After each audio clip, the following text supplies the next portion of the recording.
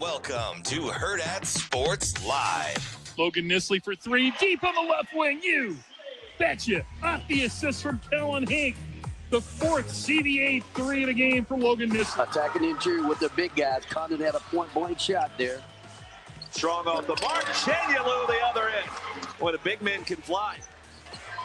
Klopchar with 8 on the timer. Left-handed dribble drive and the lob there to hand-locked Condon over to Flan, back to Howe. In rhythm and down it goes. All Gators on the road. Snack, the big man, can definitely shoot and hits the three. Snack, Flemings, sharp three, answer produced. Yame Butler inbounding. Ajayi. And that one is swatted like a volleyball. As soon as the ball went up in the air, Ejiofor said it was his. Ejiofor gets knocked, finishes. Chance for a three-point play. Foul will be called against Traore. Haywood trying to throw up a shot, and it's going to be swatted down by Mitchell. Well, I think we're getting better and better. I think we had to come back down 15 and 16 the last 2 games. It's nice to have the lead and increase the lead as the game goes on. That means the team is really focused in on what to do and how to handle a lead.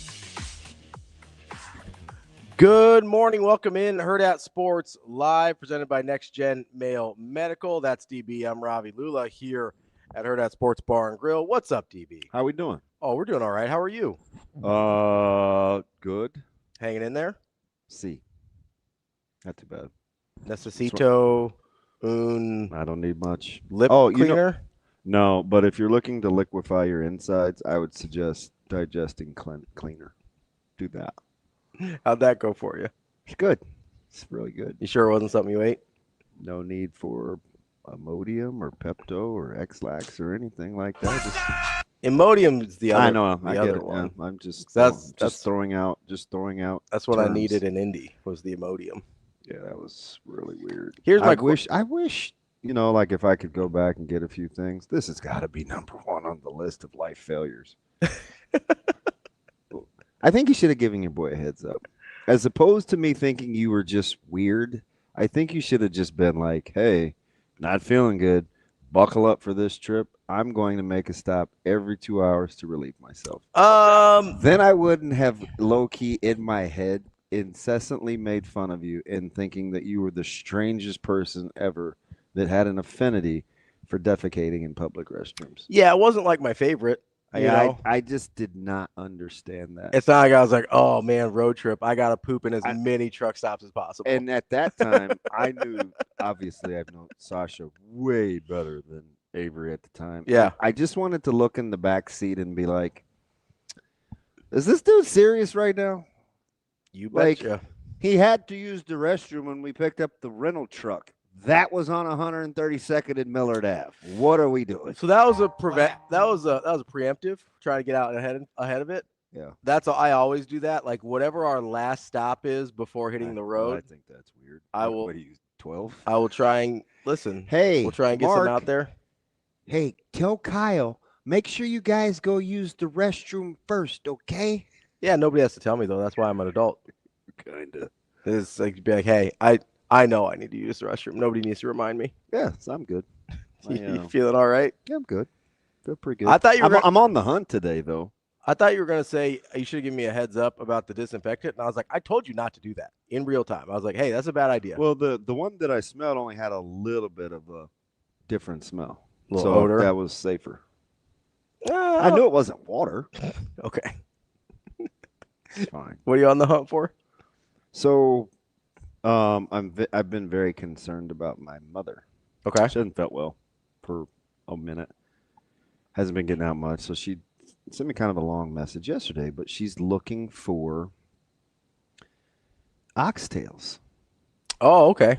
And I'm anything I can do to get her to cook at home, like to make sure she's eating like I'm gonna do. And she's like, well, I think they're a little exorbitant. And I was like, oh, I said, I'll put some feelers out today and see what I can find you for some good oxtails. Because I was just at one of my low-key favorite supermarkets way tucked in North Omaha. Okay. Sometimes I just venture over there because they have 5 for $25s, prepackaged stuff, and it's a combination. Like, you can get feather bones or country ribs or chicken thighs or, gizzards or, pork steaks. It's just like Kind of mix and match deal. Yeah, it's like, as a matter of fact, the same 3 people have worked there for like 20 years. I'm like, you getting your fix, DB? And my he's not my buddy. He's probably like an associate. He's like, man, even I wouldn't be out here on the queue in this. I said, I'm committed. No, so it's not funny. It's a little funny. I told her I was going to pick her up. Okay. But man, she's not a weather baby. I mean, she's my mom, but she's like, okay, well, I'll check and let you know in the morning on how the weather is. So she ain't coming out. So I'm pretty disappointed about that. I'm okay. She doesn't like to venture out in the. Mm-mm. She doesn't walk great. Yeah. And I certainly don't want her falling on my watch. Yeah. So I'm on the hunt. I got lunch with this dummy today, so I'll ask him. Who, Caleb? No. Severe. Usually we say like this dummy or this knucklehead. It's one of your kids. I don't know. He's probably going to get inside my head and ask me if I'm feeling okay. Severe? Yeah. Well, that's kind of what he does. Oh, I don't need anybody concerned. Is that why he got the Darth Vader treatment yesterday? Who was it? It was him and Darth. It was Severe and Vader. What was the correlation? I can't really remember. Yeah, I forgot to ask yesterday. It's always something. It might have been different. Oh, Darth Vader was for the officiating. Oh, okay. Why did I have severe? I don't know. It'll come to me. I do not recall. Yeah. We got today. We got Tequila. Yeah. So we've got. According to you, this would be Nebraska's new defensive line coach. That's not correct. That's what you'd suggest. Nope. Oh, is that Nebraska's running backs coach? No, that would be Lonnie Teasley. No, I know it. Although and Tequila short. The EJ you have without the beard it throws me off. I do that because he probably couldn't care less, but I think it low key makes him mad. So, yeah, that one throws me off. It doesn't look like him at all. Yeah, it's fine. Like if you put one of me without a beard up there, that would be. Yeah. So do you know which one I have of you? Do you remember? I don't. You're in the plaid sport coat. Oh yeah. That's the one. That's the one like all the pictures on Hurrdat are of. I haven't used that in a while. Yeah. It's been a couple years, but I see you every I'll say I'm right here. You don't need just don't need to put my face up there. Yeah. So today we're going with O-line and wide receivers. Why are we doing that? A lot of O-line offers. And I know so there's a couple of high school. It's weird how I got in with some of these high schools around the country, but I am aware of guys making visits around the country in different areas. Like local guys? Nebraska's guys are all over the country right now. Gotcha. And a couple of them have to be at a couple of particular schools. Gotcha. So I put the bat signal out to one of the guys on the staff and said, "Hey, ask for this coach. I know where you guys are, but this is weird. He's a Nebraska fan. He has Nebraska tattoos. That guy will help you." Gotta know which guy to talk to. Yeah, and he's like, "You gotta be bleeping me. I'm in such and such and such and such. How do you?" I'm like, Don't worry about it. Just trust me. Don't worry about it. Me doing recon. Just let me tell you. Yeah, so they're all over the joint. Who's talking? Why are we talking about convenience store sushi? What did I miss? So I saw a thing on TikTok yesterday or last night where somebody does like wings in the middle of a sushi platter. But I didn't look to see where the restaurant was because if I can't get there relatively soon, I probably if it's not like local enough to you. No, but don't let me hold you. Like I will pin cushion places I see on TikTok for when I'm in different cities. Yeah, but it has to be a place that you know you're. But would you eat wings and sushi together? I don't think so. That's not a combo that makes sense to me.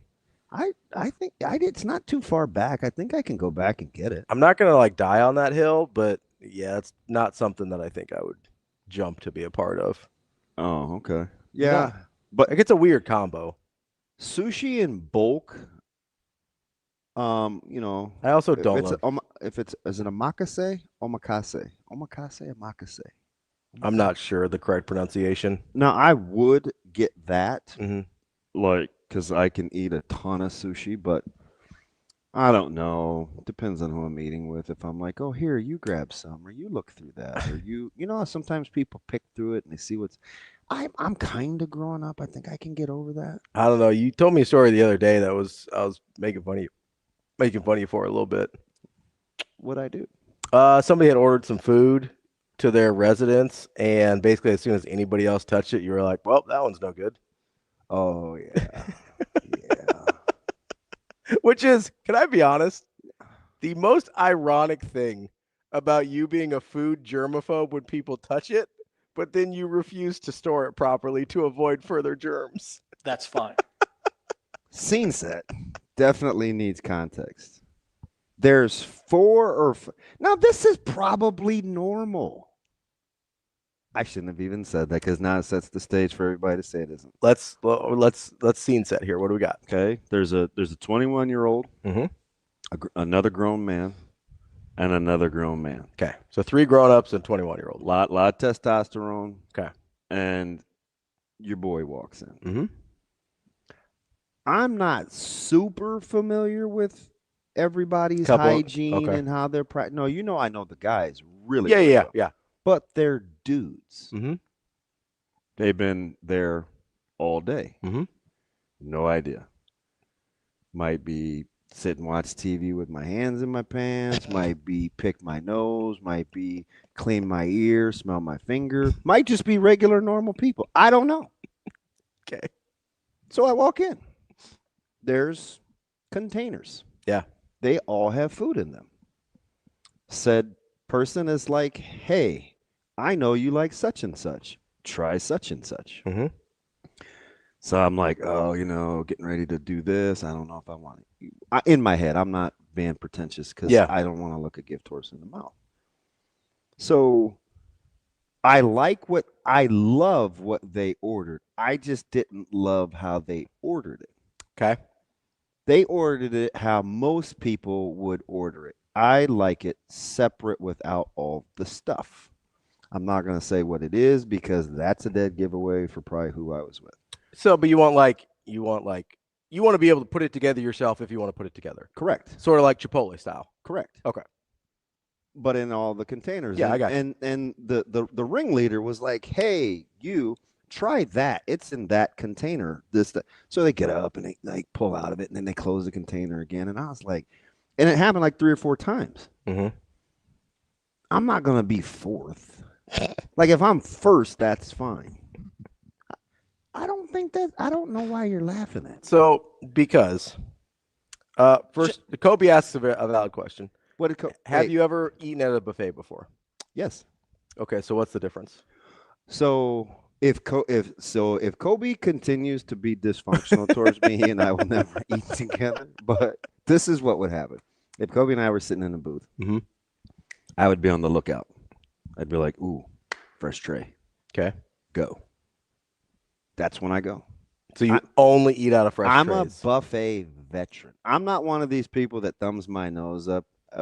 I like a buffet. I'm not hating on buffets. Now, I will bypass something if it has remnants of the thing next to it because that means people were sloppy. Yeah. And I'll wait. But I'm not opposed to a good buffet. I am normal, Kobe. But you do realize like the situation you're talking about is going to be worse at a buffet. You have to be on the lookout, babe. So you only eat when they bring a fresh tray out. Yeah, I'm on the hunt. All right. Now, there are some buffets that I like that are notorious for always being on the swap. Yeah. Like quick in and out. Yeah, like they're just really good at it. I think the thing I'm having a hard time getting over here. It's fine. Yeah, I think you just want to make fun, but I'm no. for it. I think I'm 10 toes down. You know me. I'm a big logical consistency guy, right? Can I say something and then you tell me if you're good? Yeah, go ahead. So if there's 4 or 5 dudes, mm-hmm.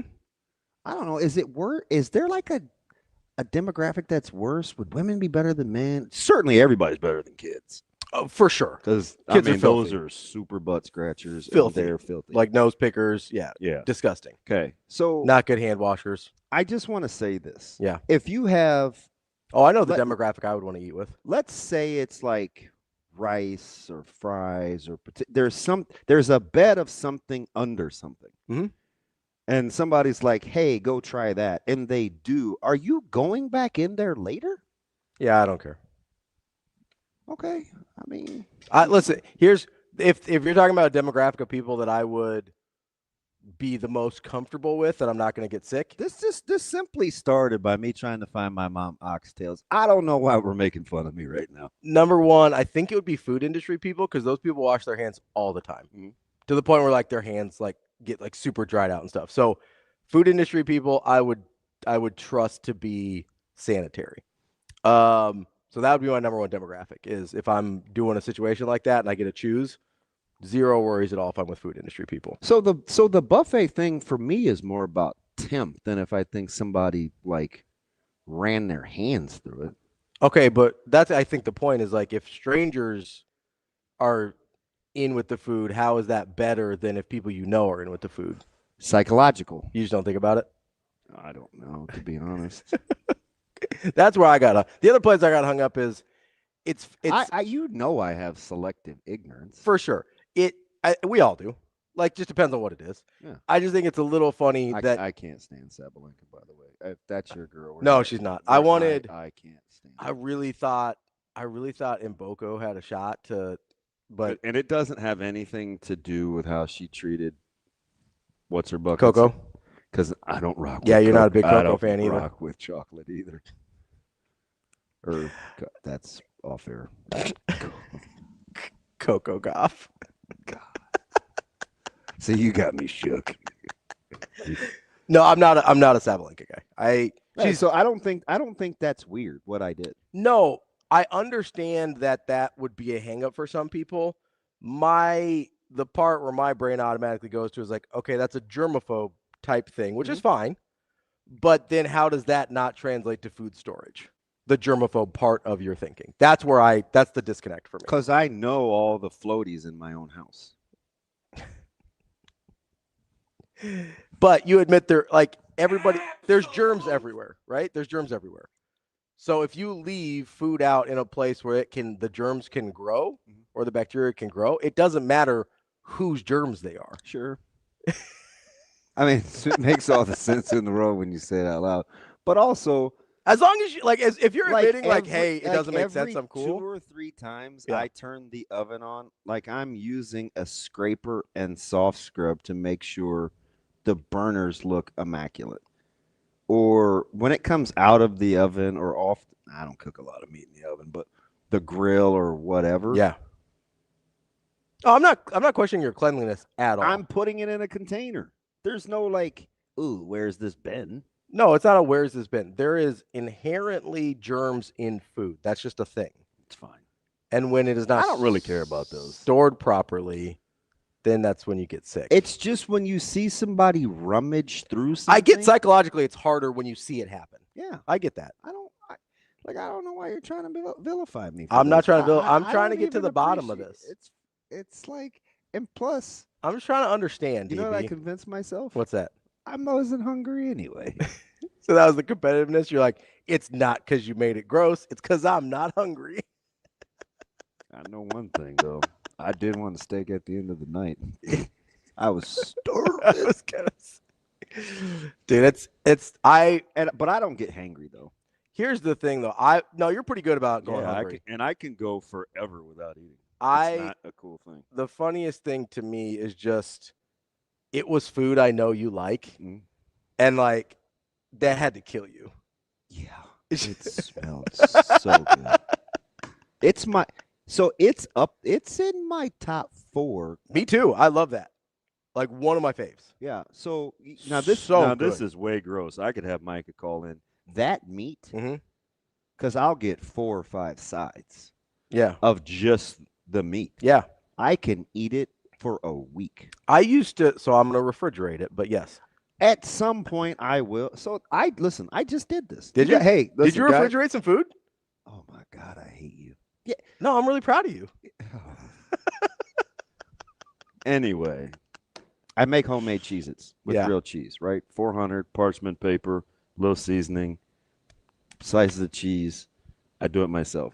I had leftover meat. I was, your wife would have been proud of me. I was very cute. I put one of those on each of the pieces of cheese. Let's do it on the cookie sheet. How'd you do it? Oh, yeah, whoops. I took the meat out and I put it on the cheese, and I was like, ooh, slap that thing on there. There we go. Is that better? Yeah. Jackwagon. God. The hand motions were a little funny. I'm over it. I know what you're trying to do. Like Costello, you're over it? Yeah, he's funny. What was he on today? The people that don't know what they want in ice cream lines. Oh. Ice cream specific, but I'll do that in general with lines. So the steak that I'm anywhere from 119 to 122 on my beef. I'm a medium rare guy. Oh, so what that temp gets you to medium rare? I don't know temp to. Yeah, I'm one. Yeah. So like guy, like, not that you're not a dude. Cooking dudes, no. I'm 119 to 122. People will send me pictures of their meat, and I'm like, how was that, about 120? Yeah, I can't do the temperature translation, but I know I'm like medium rare to maybe a little less than that. But he says some cultures. You're a dummy, Dixie. So yeah, this is why we can't have nice things. DB makes grilled cheese late at night. So Kobe, I'm kind of on the grilled cheese thing. I have lots of cheeses. Grilled cheese is fantastic. It's pretty amazing. Now, my boy, he has a catering company, so Brunt Cobbs, Abraham Catering. So at his holiday parties and stuff, or when he has like little get-togethers, he does a grilled cheese. Dude, good grilled cheese is phenomenal. And they like cut it in these little triangles. Yeah. Oh God, it is sensational. And I'll eat that thing cold. Alex says, oh boy, pictures of meat in DB's messages need some context. See, I'm off the A train. I hopped off. All aboard? Nope. He's nuts. He's nuts. Rico got after me last night. Did he? Oh, he was just being funny. Yeah. He goes, breaking news. It was a picture of Giannis. Lakers making a play or Dodgers making a play to sign Giannis. I was like, ha, ha, ha. Fun. I was like, Lakers don't have anybody to trade for Giannis. Funny. So do you know between them, the Jazz, and the Bulls, this is why I was going to get on this the other day with the expiring contracts in the Phoenix Suns, but they're actually winning. Yeah. Between those three teams, there's 21 free agents. Oh, yeah. The Bulls actually could make a play for somebody. Like, they've got the contracts to do it. I don't know if anybody wants their assets. It's fine. But they could do it. I'm just sitting here trying to, I spend a lot of time on the trade machine trying to figure out a way to get Giannis to Golden State. So DJ, technically sure with the temp. Like, I get it. That thing's coming off between, I'm more red than pink. Me too. So when you get into medium versus medium rare, you're talking about 6 degrees. Yeah. So if that thing's coming off at 119 to 122 and it chills, I'm probably eating it around 25, 26. And that's probably doing too much.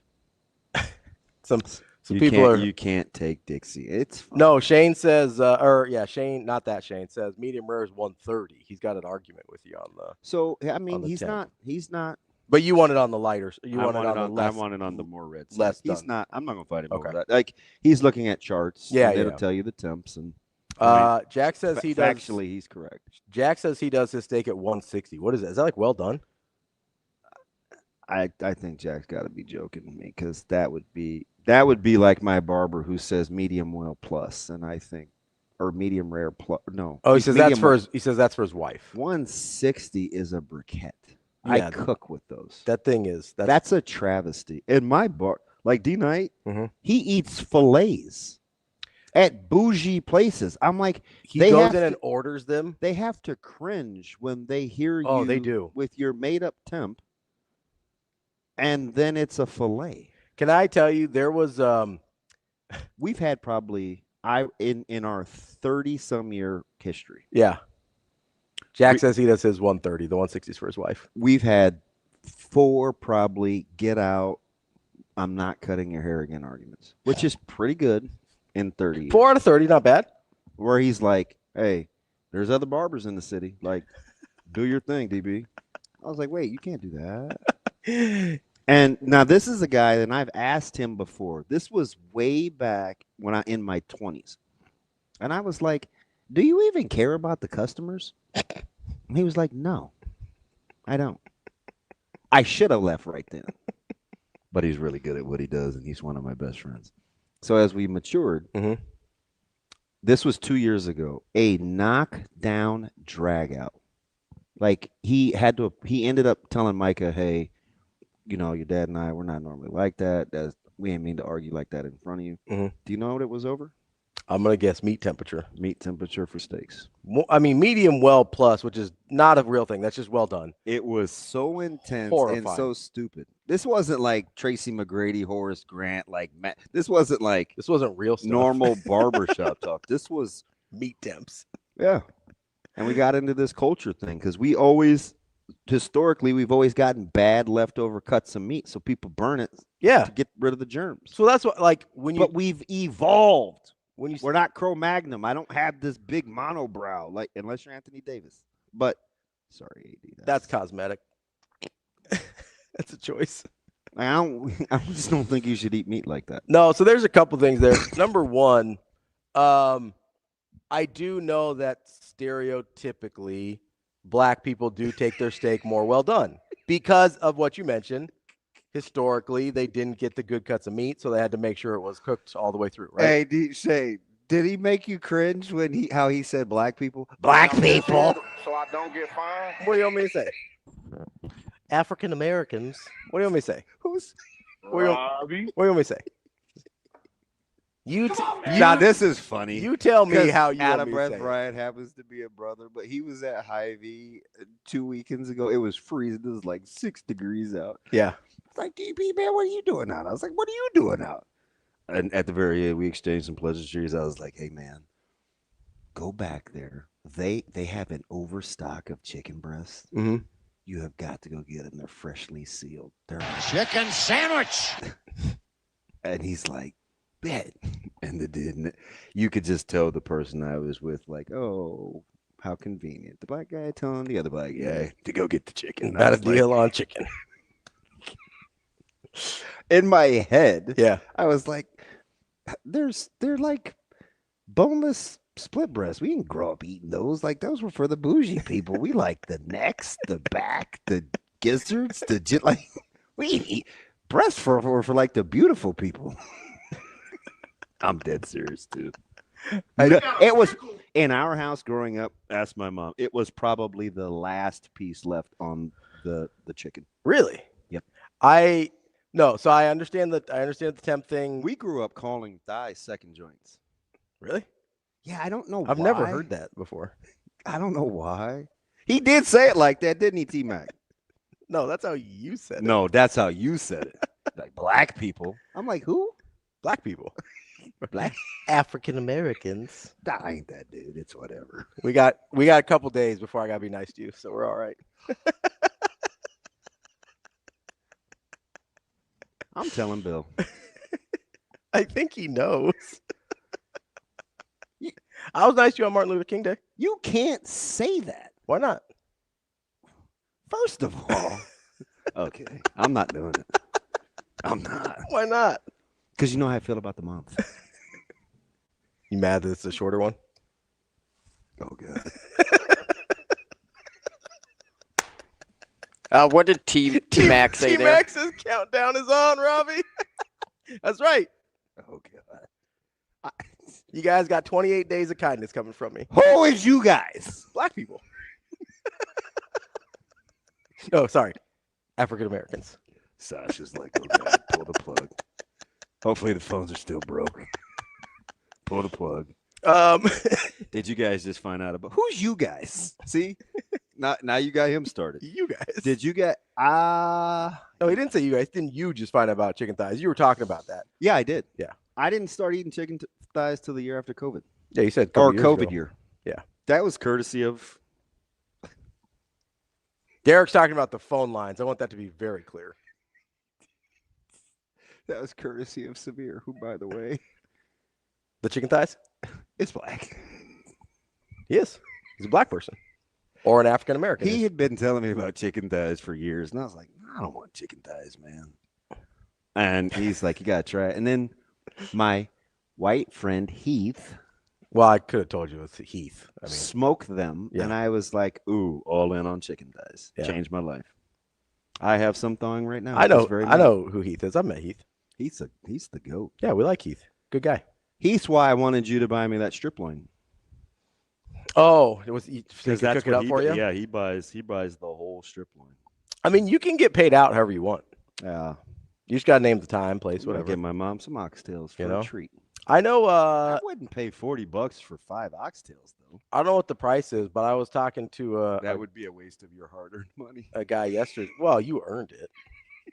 I just fleece you. That's fine. Kobe says, I'm begging you, please look up. Who, is that Gillis? I don't have my glasses. Yeah, Shane Gillis. And his Uncle Danny's grilled cheese. You'll get why I said that after. Okay. What's it on, Cobes? Anywhere. Just look up Shane. Look up Shane Gillis grilled cheese. You'll find it. Who is he? He's a stand-up comedian. Oh, all right. So knowing Kobe, he ain't looking out for me. He was being mean. Jeez. It was funny. It was real funny.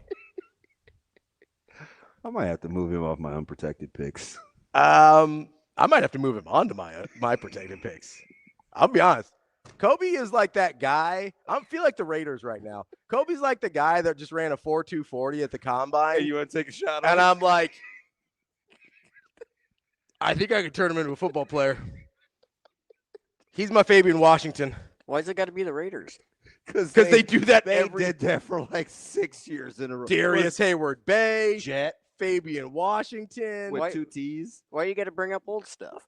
Oh, that's a good pull for Kobe. Like he is rocketing up draft board. He's Ziggy Ansah from BYU right now after the combine. He's just Shane. I am 100% a foodie. They just make fun of my food storage practices. Like I'm telling you, grades of beef. Oh, you know more about food than I do. Pull about scallops, how I declaw. Like I'm telling you. Don't let Ravi's food storage thing kill you. Like, come on, Shane. I'm the guy that met the butcher at a local area grocery store who I had walk me through the mixing blend to get the right taste for good breakfast sausage. 100%. You know way more about cooking food than I do. Like, it's not even close. It will never be close. Now, my food storage takes have grown legs. Very bad. Or maybe Shane's mad at me because I like my steaks at 120-ish. No, he was all right. He wasn't. I think he said at 130. So you're a little light on the medium rare, which is all right. I wouldn't turn down like a good cut. I'm not pushing away a steak at 130. No, 100%. I'm eating it. Yeah, you get to. I'm okay at medium. But if there is no pink or red in the center, I'm out. Yeah. So you know where I really, I'm not doing that. You know where I really had to have some trial and error because I smoked the boneless roasts is lamb. I am a huge lamb guy, so I had to play with the temps to see. Oh, yeah, it's harder. It's a lot harder. Well, I just don't know what's borderline healthy and what isn't. I had to use AI. This was like 4 years ago. Yeah. I might have smoked it too. But I'm very particular. Yeah, no, lamb's a little bit trickier to get to the right temp. Well, and you can't undercook it. And some people do. I mean, there is a temperature at which it will have some red in it still that it's okay. Some people. But if you don't get it up to a certain temp, you could. The only thing I don't play with, coincidentally, to land the plane is chicken. Jose, yes, I do eat beef. He asked that earlier. I think that was an Indian question. A lot of people that look like me don't eat beef. Well, I asked you if you guys had cows. That was years ago, though. I mean, like not on our. They're sacred or something. Not on our property. We don't have cows. You know what I'm talking. Got Shane. Absolute. Why he rides with you, I have no idea. I don't either. I'm not very nice to him. I thought it was a sacred thing. It makes me it's irrationally angry. It's a religious thing. Okay. I don't know the specifics of it. Because they all so devout Hindus don't eat any meat because of the reincarnation thing. They don't want to be like eating, they feel like all of them have souls because it's people that are being reincarnated and stuff. So I feel like for once I need to tread lightly. no, that's fine. I'm not Hindu. I don't care. It's 7:35. My dad's probably out of the car. You're all right. I don't feel like that's a prerequisite on whether we can be crass or not. I'm not being crass. This is accurate. I don't know. I know that there is a differentiation with cows specifically. I don't know why exactly that is. Shane, I would have to win twice the number of bets that Ravi that I fleeced him for because it's only $20 at a time to even get a bottle of wine at this place. Oh, Shane? Yeah. Yeah, no, that is good. They do have good lamb there, though, Shane. I know, but it's so busy. You got to go at the right times. No, not hustle and bustle. Oh, the plate, actual meal with There's a lot going on. Yeah, and I'm very. Mm-hmm. For some reason, at high-end places like that, they either like the demi-glaze or the mint sauce, I'm a good, good pure cut of chop. Okay. Right? But I even buy the roast. I grind the meat. I make lamb burgers. But I'm very particular about, because a lot of people, when they season lamb, they use a lot of the same seasonings. Very particular. Yeah, I like Shane, if this was a food show, it'd be different. Remember that call? I like lamb. Oh yeah, but that's not my go-to. He was heated. Yeah, it's not my go-to. I mean, what do you guys want us to talk about? You want us to talk about the 2026 schedule? What do you want us to talk about here? Yeah, so I went back over that, man, and our schedule gets released for high school. Probably the first week of February. I might have to do some finagling. I don't love it. Yeah.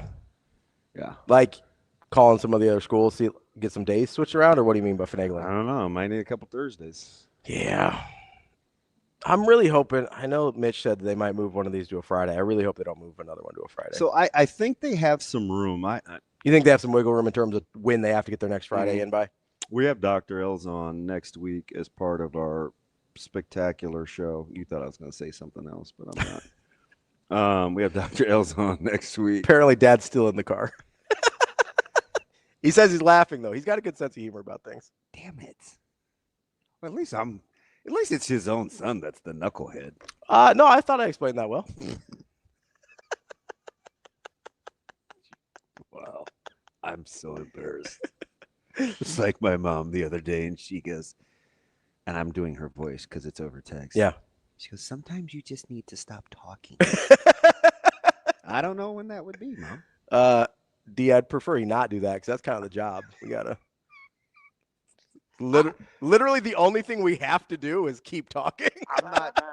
I'm not just the schedule, and I'm not just doing this to be the contrarian, but for what it was supposed to be, that's about as good as it could be. Yeah, I'm not. I mean, listen, I said this to Mitch yesterday. These are what the schedules are going to be. There's a lot of good teams in the Big Ten now. Yeah. This is what they're going to be. You're going to have somewhere between 2 and 4 really good teams on your schedule every year. And that's just what it is. I mean, 4 max. I was going to say men. Oh, you think more than that? Okay, sure. So assume because I mean, State's going to be good. Michigan's going to be good. Indiana's going to be good. Oregon's going to be good. Oregon's going to be good. I'm going to say USC. USC's going to be good. Most years, USC is going to be good. And then you've probably, we'll see with Campbell, but Penn State you think is going to, at least formidable. Functional, yeah.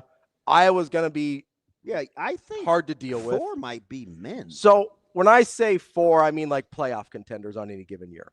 Okay. Yeah, like you're going to have between 2 and 4 playoff contenders, and then you have like 2 or 3 more good teams.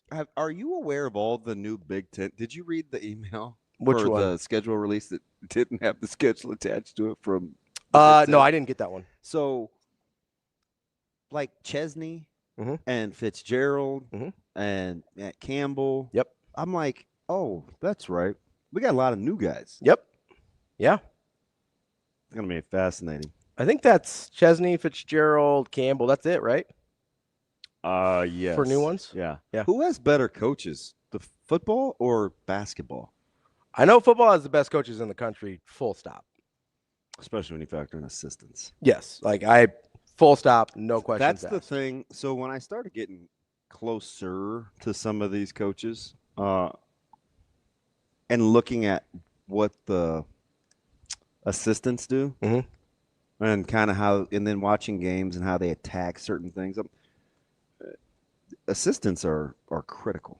And now that you have analysts and data you guys, have unlimited spots basically. It's crazy. Yeah, I mean they're much closer to NFL style staffs now than they used to be. But like, so I look at the schedule and I go, okay, you're gonna coincidentally when I figured out the importance of a position coach versus the totality of a side of a ball. When Marvin Sanders left Nebraska. Oh yeah, that was a big deal.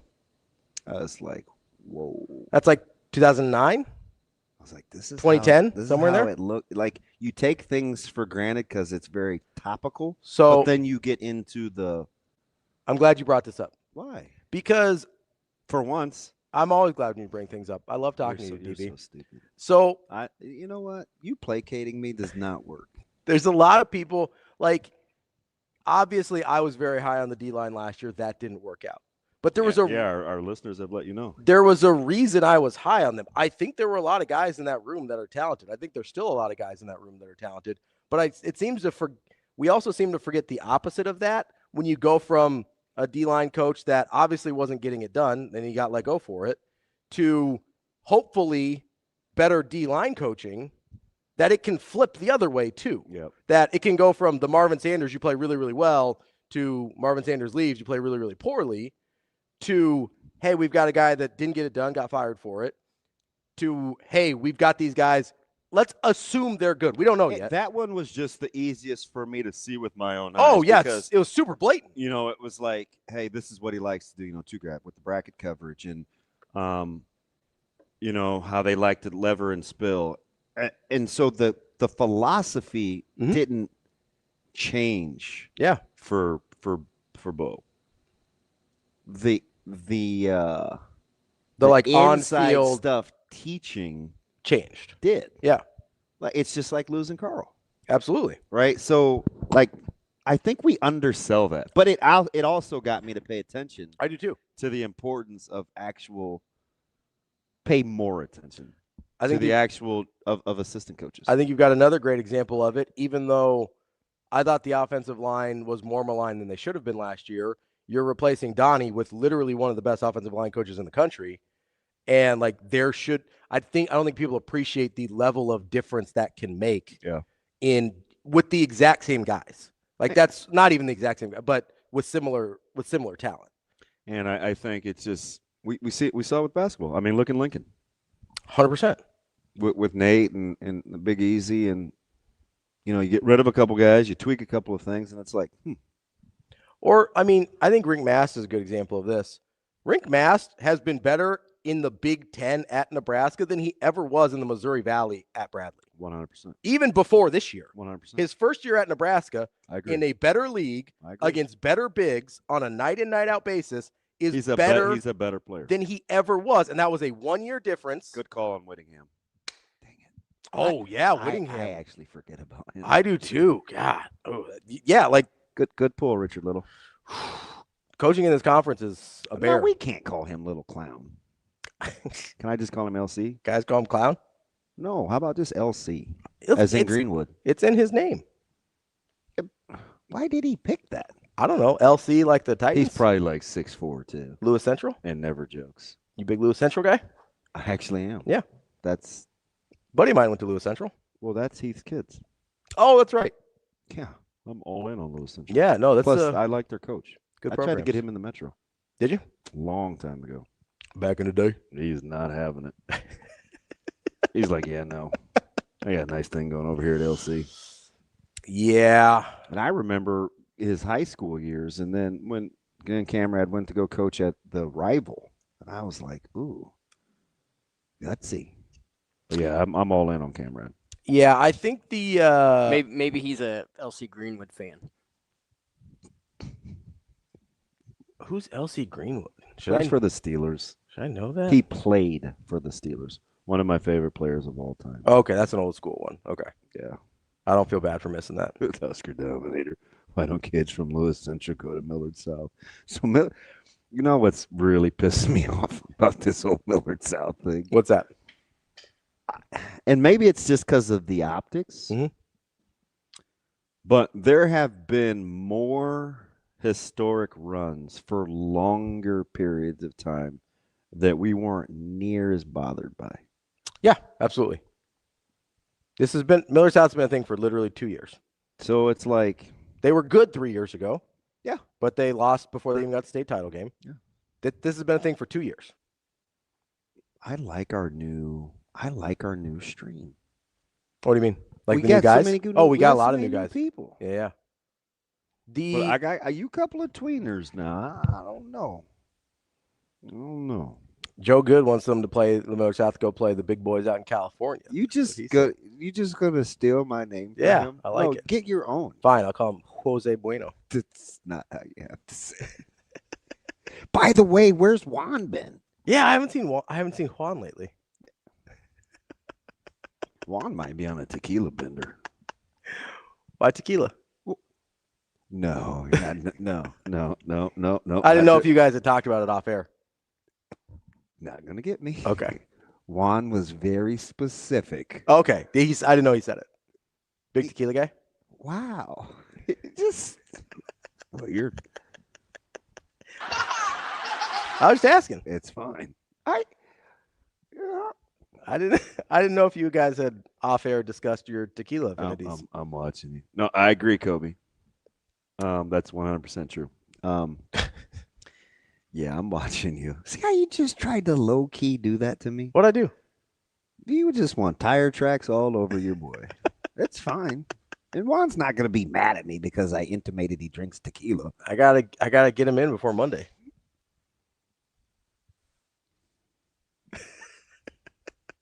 We're turning over a new leaf on Monday. Hey, our guy's back. JR? Yeah. I know. He came back. He was there a couple days ago. Was he? Yeah, but it'd been a minute before that. Welcome back, Justin. I don't know where he been. This DB to the Channel 3, Sean said he heard Giannis is going to Millard South. He's transferring in. No, but you could probably convince the NCAA that he's got some eligibility left. Hey, Shane, did you put when I was acting up yesterday doing those reads, did you put that clip in is it in your drops? Don't play it. Just say yes or no. Yeah, it's not yet. I was a little concerned about putting it in there, but it can be. I just was curious. Sasha cut that, didn't she? Yes. Oh, yeah. Because it played in my car. So, like, were you by yourself? Yeah. So, you like CarPlay, you like hit the message and it reads it to you? Yeah. It played in your voice. It is my voice. No, but like it played the audio file, which I didn't know it did. It freaked me out because Siri was like a message from Sasha Durkin and then whatever. And then it played your voice. And I was like, whoa. Yeah, I was unprepared for that. I actually laughed. Yeah, it was really funny. I was glad I was by myself, though, because I was like, that's Mama Rose would have looked at you different. That's how you know I'm agitated. Because that's going to probably be about as bad as it gets. Yeah. Unless we talk about schedules too much and you drop an S-bomb on me. I'm fine with the schedules. I'm fine. We can. I told you I would humor you and we could talk about schedules. Listen, I'm not going through and like going wins and losses, but go ahead. I do think it's interesting. I do think it's interesting that I think it's set up better than I was expecting it to. And I just don't know that we sort of have adjusted our this isn't the old like Big Ten West schedules where you might not see a good team all year.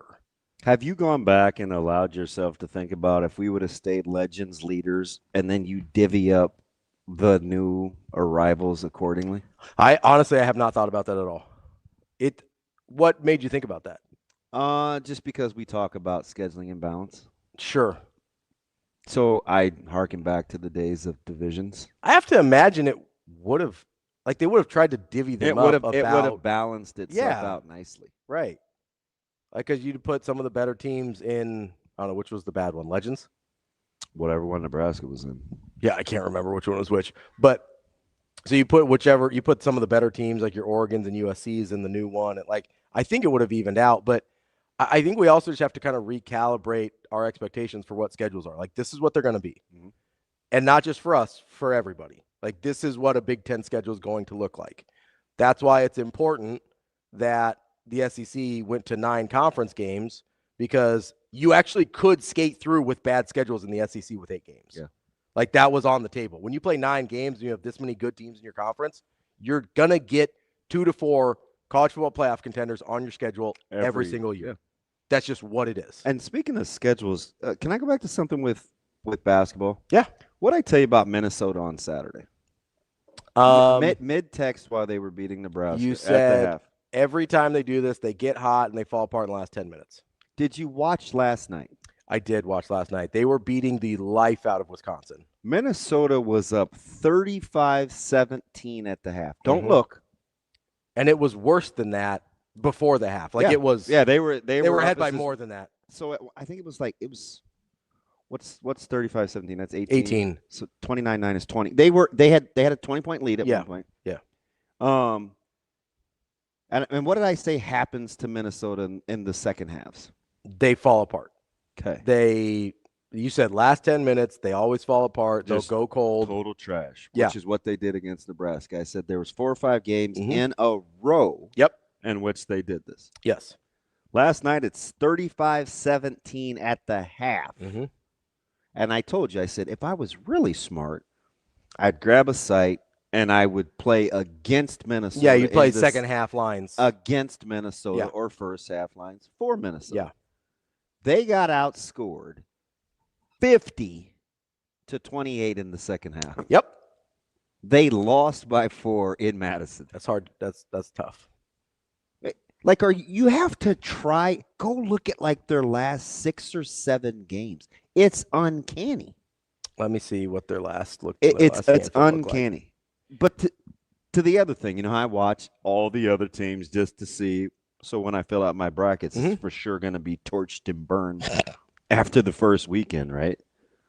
Did you see what Florida did to South Carolina? I did. It was 90-something to 40-something? 92-48? Hard to do in Power 4 conference in basketball because I know there's more than 4, but drub them start to finish. 95-48, excuse me. Unless you're Creighton playing the other night, then that's pretty easy. Then the other game where I'm like, because you think they're going to be a burr in Nebraska's saddle. Okay. Did you watch any of SC Iowa? I did, yeah. I sent a text about it. Oh, that's right. In the group chat because I was laughing really hard at USC. So are they good? I don't know, but they're stupid. I know that. Damn.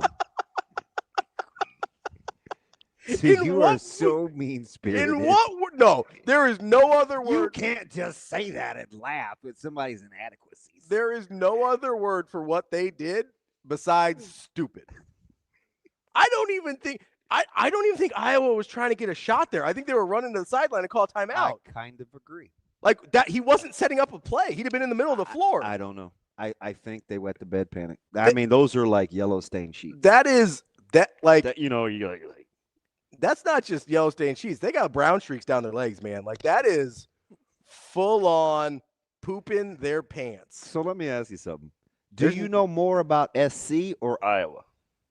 I think I know more about Iowa. Okay.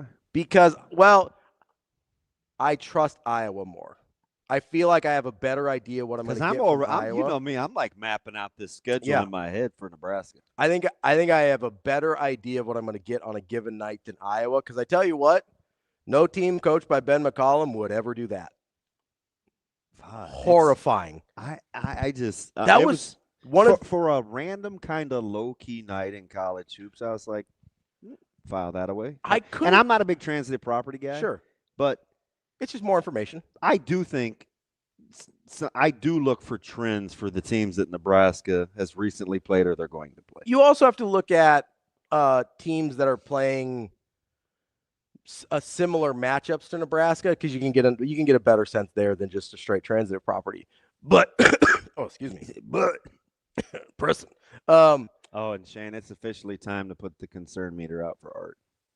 Uh-oh. I called 15 times over the weekend. The home line it's no longer in service, and the cell phone picks up on the first ring. Dang.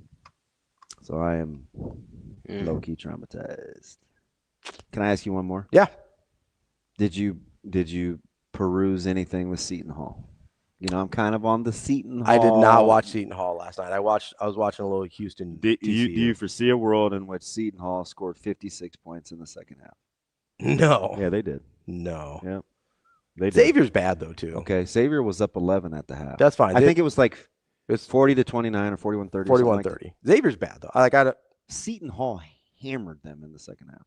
Isn't that Seton Hall's first win in like 6 games? Well, they had lost 4 straight, I think. 4 or 5? 4 straight. That was their first win in 5 games. And one because I'm just trying to look and see what's going on, and from a Creighton standpoint, I'm thinking now one of those UConn and one of those is St. John's, but one of those is Butler and one of them is DePaul too. I look. Tell me go look at Creighton's remaining schedule. I think they can only afford like one loss maybe, and it has to be to the right team. Yeah, it has to be to UConn. Like, is that right? Yeah, I mean, if you're talking about that's how it feels. If you're talking about trying to make a tournament, like 9-1, like they have to. Yes. That's 100% accurate. Okay. They have to go minimum because they're at 12-9 right now, and this is a bad Big East. So you have to go minimum 9-1 on the way out, and probably still win a game or two in New York. Because 9-1 on the way out gets you 21-10. That would have you would split UConn, which is one quad one win, and you would get St. John's, which would be another on the road, which would be another really quality win. Those are the only quality wins left. Okay. Let me go to the Big Ten. Do you have Kim Pom open? Yeah. Michigan's in. For the Big Ten? Yep. Michigan's in, right? Yeah, Michigan State's in, right? Yep, 100%. Nebraska's in. Yep. Illinois in. Yep. Purdue in. Yes. UCLA. Probably. Let me check a bracket here. 15-6 overall. Yeah, UCLA's in. Wisconsin in. I would say yes at this point. Yeah, I think so. Ohio State in. See, Ohio. Yes, looks like it. Is Iowa in? I don't know what their resume is off the top of my head. Looks like yeah. They're actually the highest seed of that group. Well, their schedule. Yeah, they're in it. They're projected as an 8 seed. There is a huge gap between Purdue. So tell me when I get to the team that doesn't make it. Yep. Okay. And is Indiana in? Probably not. They got some work to do. SC. What is their? Let me see what their wins are. They have 15 wins. I think they're 15-5, but they're 3-4 in the they conference. Have 0 quality wins. Okay. So no. They're 14-7. They've got some work to do. No, they're 15-6. 14-7 is. But 4-6 in the conference, right? Yes. Yeah. 14-7 is Indiana, but they're better in the conference. So we safely have Iowa, Ohio State, Wisconsin, UCLA, Purdue, Illinois, Nebraska, Michigan State, Michigan. Yep. Is that 9? Yeah, and then I think one of those other teams probably gets in. Like I think one of the teams that is currently on the bubble. So you feel Indiana, good about saying 10 plus? I think 10. I think 10 is a good number. Okay, now go back to the Big East. Oof. Okay, hold on. Big East, got it. Are we stopping at 3? 3 is the only one I feel safe with. 4 is pushing it. Honestly, I think 3 is pushing it. No. You think Villanova's like safe? What's their best win? I think they would have to melt down. I mean, I'm not Andy Katz or anybody, but Villanova's losses are good. Yeah, but they don't have any good wins. We're going to get into this, though. We are. Listen, so Villanova's 34 in the net ranking, so they're probably let's keep it a buck. Yeah. What did everybody say about Michigan, Nebraska? Oh, it's the best best loss. 100%. But Nebraska has good wins. That's the difference. Quality losses don't matter to me until you've also got good wins to go with them. Do you know why I'm doing this? You're trying to fly? No, this is what happens when guys get knocked out and their nerve gets short circuited. Yeah. So it's the fencing position. That's what they got call me it. locked up. Are you sure? Yeah, I don't care about quality losses unless you've got quality wins. Okay, hold that thought. Quality losses without quality wins means nothing to me. But you're right. But Villanova's as long as you don't have any trashy losses, I think you get grace. So this year you probably will because it's a pretty soft bubble so far. Yeah. So you're probably right on that one. Villanova's currently 34 in the net, so you're right. They're in. But after that, I don't think I can get I can't get a fourth Big East team in right now. I don't think. I mean, not without some serious, like Seton Hall would have to do some serious work. Creighton, as we mentioned, would have to do some serious work. Seton Hall's probably Seton Hall's a better candidate right now. Yeah, because you've got Villanova, which would go as a quality win. And they've got one UConn, one St. John's. Now, and they were really they could have, I wouldn't say easily. They'll probably tell you they should have beaten UConn. And that was in Connecticut. So here's the problem. I mean, we were live watching that game while tweeting or texting. Seton Hall is going to have a hard time because they're 57 in the net, and they've only got one quad. But Creighton is what, 59? They're a couple spots below. They keep plummeting. I'll say they're down to 69. They're in trouble. So 69 on 59. Yeah. They've only got Seton Hall's only got one quad one win, and so they probably have to win 2 of 3 out of Villanova, Connecticut, St. John's on the way out to feel real good. Unless they obviously if they lose, they have to at least win one of those, I think. Assuming that they don't go 8-2 the rest of the way. Yeah. I think you have to win 2 of those. And judging on the fact that they have cooled off as of the new year, I don't think they're going 8-2. Yeah, while you're busy watching the Aussie Open, Aussie, I'm watching trends. I was watching hoops last night. There wasn't a lot of Aussie Open out last night. Till late. Late. I mean, you're getting down to the Sweet 16 and Elite Eights. I know. Well, no, we're in the women's semi starting set. The semis, Yeah, the women's final is set. Yeah, you and your girl Sabalenka. I'm not a Sabalenka guy. She's got all your personality traits. This is the first time. This is the first time since last year's, or from 2024's U.S. Open that an American is not in the women's final of a Grand Slam. I'm well aware. We're too busy breaking rackets and having emotional breakdowns on the other side. I just want a place where I don't have to be seen by cameras. I'm not even going to make light, but I am going to chuckle at your voice. I'm just saying, man. Ravi. If you want, listen, you know how much they make for every win at the at the Australian Open? A first round win is worth $100,000. Second round win is worth $225,000. I'm not making light. I think I almost cried at lunch yesterday, so who am I? Third. Who am I? Yeah, but you're also not clearing 6 figures for 4 hours of work. Oh, and if I was, I would not be crying. And you wouldn't be crying like, oh, there's too many cameras around. Although I do whine. I'm not going out. There's too many people. That'd be like if we made 6 figures every time we did a show, which I would not complain about. So would I not sabotage the cameras and try to dim the lights? I would choke you if you tried. That is not good. If we're making 6 figures a show and you're trying to F with the camera still, I will choke you out. I'd be like, hey, do not mess with the gravy train, DB. For the record, if anything happens to me, it wasn't because I accidentally ingested cleaning solution. It was at the hands of a strangulation. And by the way, forensics will know. Can we get that to happen? Well, I want 6 figures a show. Oh, thanks for the clarity. Nuts. You wanted me to choke you out? No. Shane,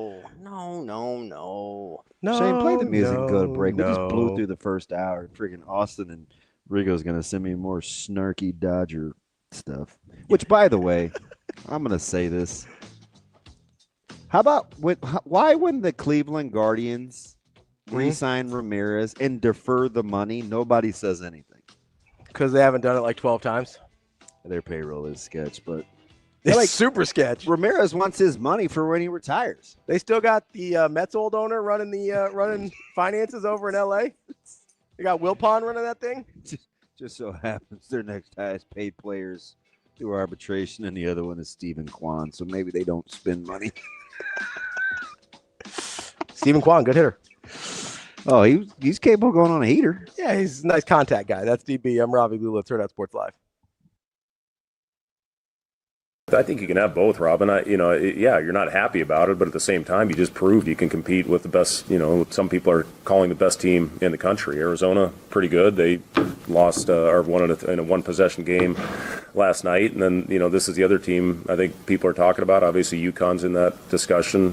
Duke, Iowa State, but a lot of people are projecting that Michigan is going to cut down the nets. And again, we're without some really key pieces, and go toe to toe with them. And I thought they played tough. Their size wore us down. Their size is going to wear everybody down. But again, a lot of that had to do with us down a couple big rotation pieces. But you learn that Leo's going to go out there and compete and not be intimidated. That's huge for this team moving forward as well.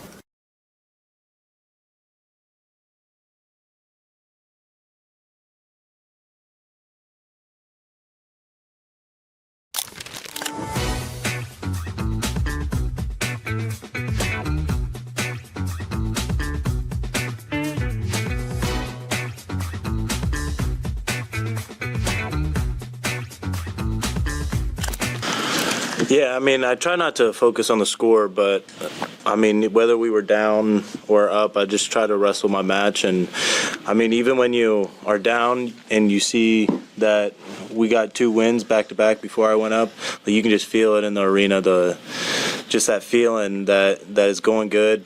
And I think I fed off that. But no, I just try to be, whether we're down or up, I just try to wrestle my match, because that's really all I could do at that moment. Yeah, I think it's a perfect time to build on that. And Penn State's a really tough team, and I feel like we got the guys to go in there and take them out. And so, yeah, we just go treat it like another duel. Go out there and fight 7 minutes. Just fight. That's all it is. Just fight. Come on. Be excited for the fight. Let's go.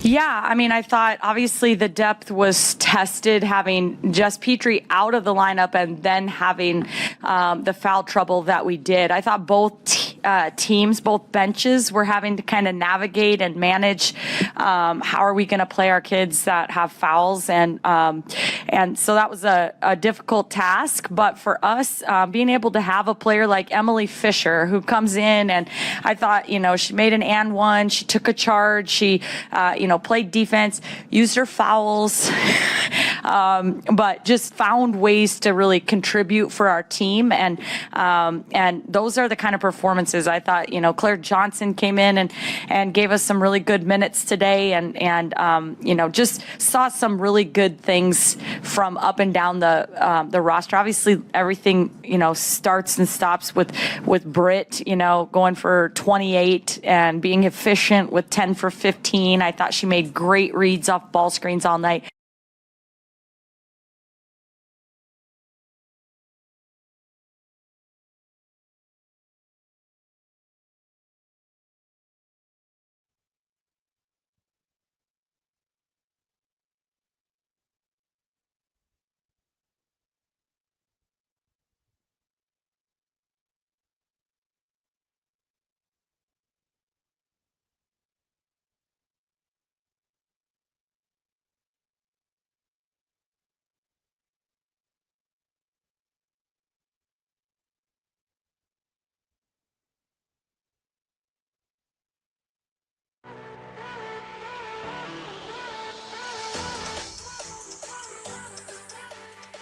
Welcome to Hurrdat Sports Live.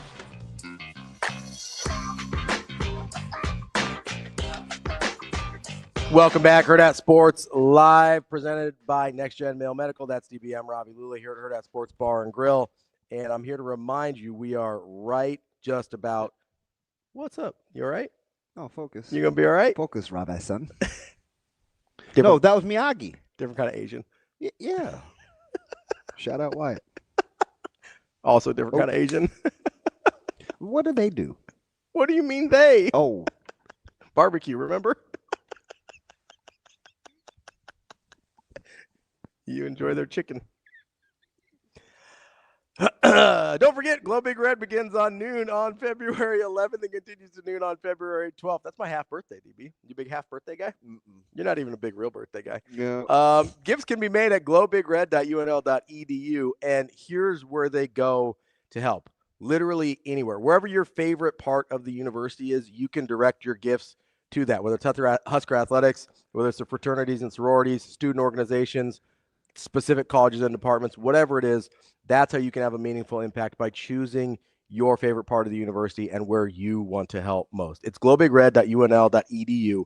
And if you give $75 or more during Glow Big Red, you will receive a Husker canvas tote bag. I actually have one right here, DB. I'm going to show you.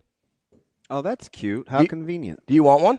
Good job. Is it the Ravi Chat lady? Was Church Chat the how convenient lady, or was that the chick that smelled her chick? Can I say chick? Or is that the lady that smelled her armpits? It was Church Chat. I don't think was it how convenient. I thought it was how nice. No, it's how convenient. No, I don't remember. That was before my time. There you go. You got a tote bag.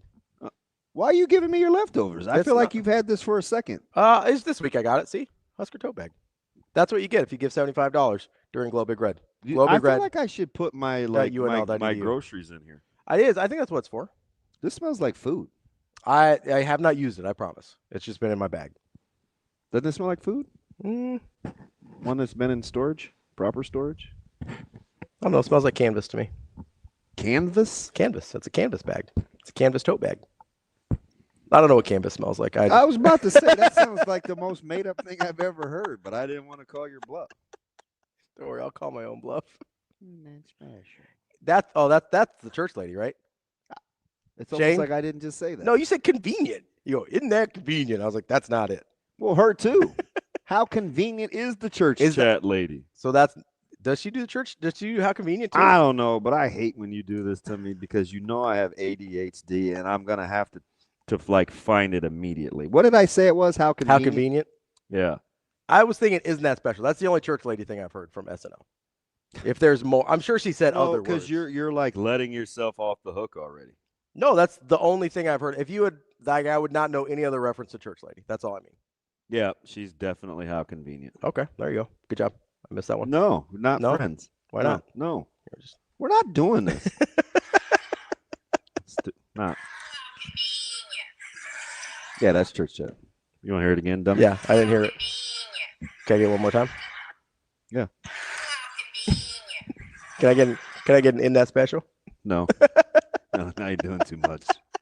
Sorry, Wyatt. I didn't know you were in already this morning. My bad. What do they do? That's what you said. I did the little.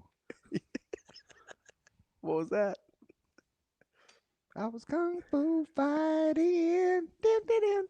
Is kung fu Korean? I have no idea. Is there that? Now I'm curious if Korea has a. Wyatt, you might know, you might not know. I'm not going to assume. People assume I know things about India that I don't know. Okay. Am I ever going to live that down? No, I just mean in general, not just you. Literally, like lots of people assume that I know things about India. I don't know. Is there a specific type of martial arts to Korea? Jibs says it's Chinese. Kung fu? He said no, we take taekwondo. Let's see what AI has. Oh yeah, taekwondo is Korean. There you go. Wyatt's a dummy. He was right though. He said taekwondo. It's his delivery because I know his personality. It's dry, but it's funny. I like Wyatt. Me too. Definitely a funny. There you go. So you got taekwondo. That's their deal. It's in the Olympics. Can I ask? Can you do me one more solid with Ken Palm? Sure. What do we got? I need you to go to the Summit League. I didn't think you were lying, Wyatt. I just didn't see it while I was Googling. Dang, Wyatt. Sensitive? Liar. Everybody kind of has their thing, right? Yeah. Hey, Wyatt, when Ravi picks you in our draft. Are you talking to Wyatt? Yeah, you can. Ravi's not going to pick Wyatt. You can come over to my team. Ravi, you can get in the portal and come over to my team. Ravi is not picking Wyatt. Who? Ravi? You're not getting Wyatt. Ravi. I had to make sure I didn't say the Wascally Wabbit thing with Wyatt. Oh, There's too many W's. I thought you were doing something else. All right, I got the Summit League up. One bid league? Yes. Okay. Yeah, it's got to be. All right. I mean, because Omaha got the 4-4 in the league, so I'm just thinking. Let me check some net ratings real quick. Nah, it's slim pickings. I took a glancing blow at it Sunday maybe, because I just was looking to see how many home games they had. See if I could get over to Baxter. Yeah, they're not going to get. North Dakota State and St. Thomas are both in the 110s for net ranking. That's the highest, right? That's the best, yeah. The best one. Oh, yeah. That's tough. Yeah, so they're not gonna. What's NDSU in the league? They're 8-0. Yeah, they're number 1. God, they got St. Thomas is 6-1. Wow, there's no Hines in that one. No ketchup? I don't think so. I don't think so either. NDSU isn't losing 4 conference games. No, they might lose. Like St. Thomas could catch up, obviously. Maybe North Dakota, they've got 2, but is the difference between St. Thomas and NDSU 2 games? Just 1. Oh yeah, because they have to play each other. North Dakota's 6-2, so maybe they could get there, but Omaha is too far out. I don't think St. Thomas or North Dakota State's losing 4 games. So that's gonna be tough for Nebraska to catch up. But you can catch a heater in the tourney. I just want to tell you something. I'm gonna get this off my chest before we have the end of the show. Yeah, what's up? Considering my boy is coming in town and he's coming to our high school, I'm telling this to Sasha and Chris because he's the throat slitter, so they'll send him when he's mad at when I make you guys mad. But if you're not nice to me, I'm leaving. I'm going to go hang out with. You're going out with Coach. Your coach? Yes. I'll make you prove it. I don't believe you. This idiot laughs. Be mean to him, Robbie. See if he goes. No, because here's the thing. You're too. I've walked out and I was laughing at the chat. I've walked off this stage at least 3 times over you. Yeah, and you always come back. Well, Coach Woods wasn't in town. You're too competitive. True. I'm not gonna let you win. Yeah, exactly. Yeah. I had to do some gamification at lunch yesterday. What happened at lunch? Oh, I've got to unfortunately, I think I'm gonna really, really like him. But we were having like these kind of hard talks about stuff, and he brought up this particular topic, and I felt myself kind of welling up, and I was like, "Damn it, DB, you better not cry. You better not cry over this conversation. He's a grown man. You better hang your ass in there." That's what I was saying to myself. Yeah, I'm dead serious as I'm eating like a salmon salad. Hang in there. Hang in there. Look down. Cut this piece of fish. He's gonna know that you're shook because you're using a knife. And you shouldn't need a knife to cut a piece of fish. Is that funny? Just the knife fish part is that was kind of like the thought process of like he's gonna know you're shook. Yeah, I was You're doing using too much. Yeah, I'm using a knife. I to was cut like, fish. oh my God, I'm like guilty. I'm like totally blowing this. He knows I don't need a knife to cut this piece of salmon. Like, maybe I overthought it. Maybe a little bit. Yeah, I mean, I don't know. I don't know what the conversation was, so I don't. So I'm like, toughen up. So he did a cool thing for me though. So we're leaving, and he's in this particular business of he's just got a lot of access. So he knows that I'm a huge Steelers fan. Mm-hmm. And somehow maybe in our former life, we've talked about the Diet Coke commercial or the Coca-Cola commercial with Mean Joe Green, and why I'm a Steelers fan. So he's walking me to the car, and he's like, "Hey, kid," and he tossed me a Mean Joe Green signed jersey. Wow, bruh, that's pretty cool. Might be the greatest moment of my life. No disrespect, kids. Sorry, offspring. Anyway, can I ask you one more question? Yeah. So go back to the net rankings. Okay. And pit this against Kenneth Pomeroy, which, by the way, Shane, I want to have him on so bad. He just doesn't love talking. Have you ever done any interviews with Kenneth? I think one. We did one last year, I think. Does not. It comes across different. He's very like data driven, Where is Whitney? You want Ken Palm or Net? Both. Whitney. Houston. Oh. How am I supposed to get Houston from Whitney? I know you're not very creative.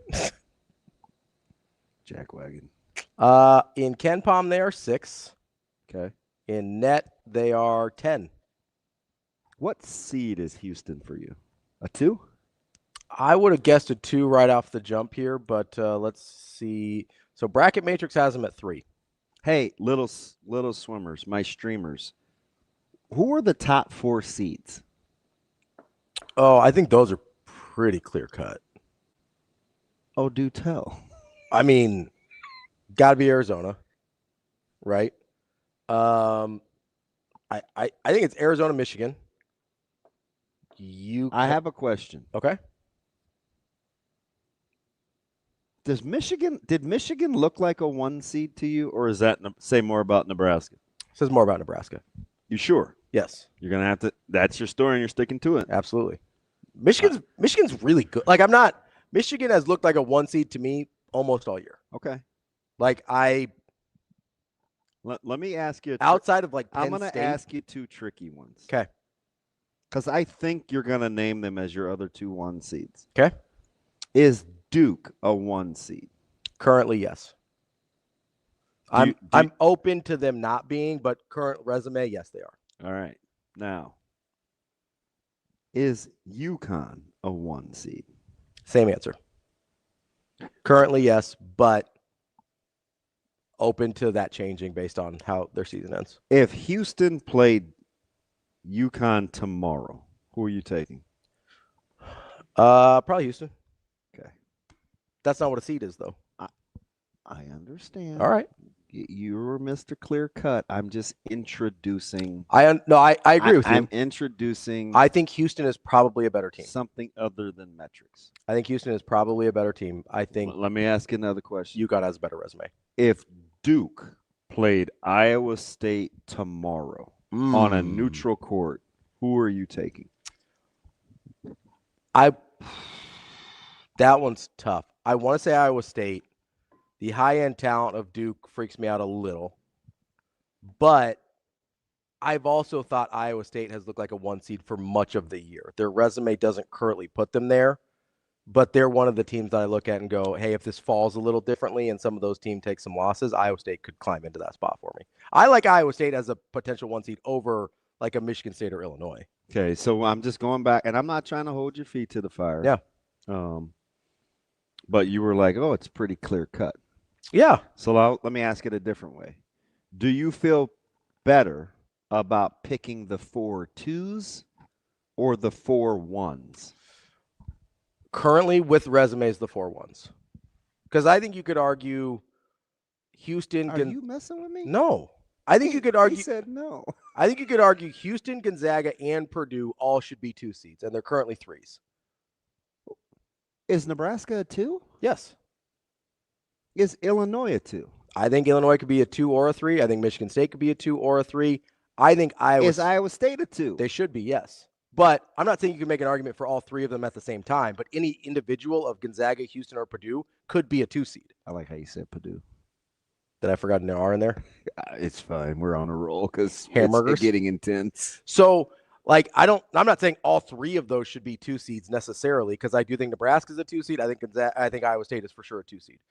But if you put Gonzaga, Houston, or Purdue in there, I don't have any issue with them, any of those teams being a 2 seed. If you don't stop doing that dumb thing, the Uruguay lips, this isn't going to work. I know how much it bothers you. I started that like 2 years ago. You're still here, so I'm not worried about it. What is it again? Is it who? Uruguay? Purdue? Yeah, the team in West Lafayette. Purdue? Let's not do that. Is it Purdy? Shut up. Brock? We love Brock. No, so I think there is Careful much about not confusing your consonants. I think there is much more. I think it is very, very tightly packed from like 5 through 8, or 5 through. I'm shocked 12. You're settled on Duke and UConn. Only currently with their resumes, yes. Their resumes are currently clearly better than the 2 seeds. Don't you watch Nebraska? I'm not. That's not how it works with seeding. I'm talking about, if we're talking about seeding, we're talking about resumes. Do you like to? I like to work backwards, so just that's fine. Madonna. I'm not going to Donna Summer. Let me walk this All right. dog for a second. If you want to talk head to heads, we're having a different discussion. I'm just asking questions. All right, Ravi. asking us questions. This is very off the cuff, but poignant. Okay. You really like Michigan's resume. You said Michigan's a 1. Yeah, I think Michigan is clearly a 1. Okay. We talked yesterday that you felt like Nebraska was the better team for 98% of that game. I would maybe agree. 9%. Yeah, absolutely. I think a full strength Nebraska clearly beats Michigan on Tuesday. Okay. Who looks better? Who fits your eye better? UConn or Nebraska? Nebraska. Nebraska fits my eye better than almost anybody in the country. Okay, that's my point. So when we're talking about metrics, and UConn's non-con was a mother. I'm with you. Yeah. But we said we don't like the Big East Conference. Absolutely. And Ken Palm doesn't you don't have any problems reconciling that and this isn't a case for Nebraska. This is a case for, I think the one line should be much more debated than it currently is. I think it will end up being much more debated, but if we're taking Well, why don't you get out ahead of this thing? If we're talking right here, this take a chance. Moment in time, take a chance. The on resumes of the Take a Chance on Me. Who sings that? Is that Sonny and Cher? That's ABBA. Yes, thank you. There you go. Dancing Queen. Of course. Never. Good for you, man. No judgment. Well, that was their top song. I know that's what you meant, Shane. I'm with you. I know. Fernando, they sing that song too. I mean, the Raiders all know that song. Yeah, you gonna play that when you draft Mendoza? It's already been played like a million times. Not by me, but by other fans. You're not getting used to it. You're not getting ready for it. It's not, I'm disappointed in myself that I'm constantly flirting with being very borderline getting booted. But it's just the nature of this show. And Mamma Mia? I mean, that's what Kenny's saying in Shane, it's Mamma Mia. I'm gonna have a mom joke if you keep distracting him. Here we Knock go it off. again. I knew Mamma Mia was because that's the name of the ABBA movies, right? Jesus. They're the movies about ABBA. Lord help me. You need me to pray with you right now? Brother DB. Serenity now. Dead bodies later. Okay. Lay hands and, pray. I just don't know how you've kind of rationalized through this and you haven't convinced yourself that UConn is closer to a low 2 than a 1. I mean, not right now, they're not. Because of the metrics. Yeah, because their resume right now, listen, if they go out and lose to, let's say they split St. John's. They're not going to be tested in the conference, which is kind of my. Are you sure? Are you sure they're not going to be tested in the conference? I'm watching this stupid series that I'm about to cut off because I don't really understand it, but it's this Merlin deal, and I like. That's an older one, isn't it? Everybody, I don't know. I almost said Pericles, but it's not. It's something Merlin. It's only got 2 episodes. Hercules. It's not a.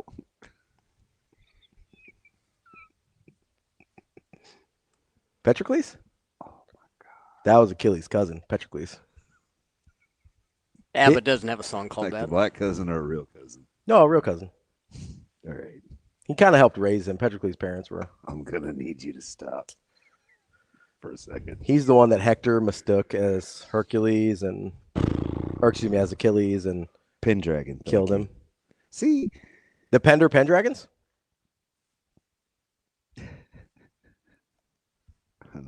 Really? Ravi. I'm going to focus. I'm a big small town ball guy. Because I'm going to my underappreciated favorite in this stream, which is Haas, who always has good sense. Well, it is Pendragon. Thank you. My point is, yeah, I do believe Abba was Swedish funky giblets. Go ahead. What's your point? I've got to address the chat, man. You know, got to make sure they're involved.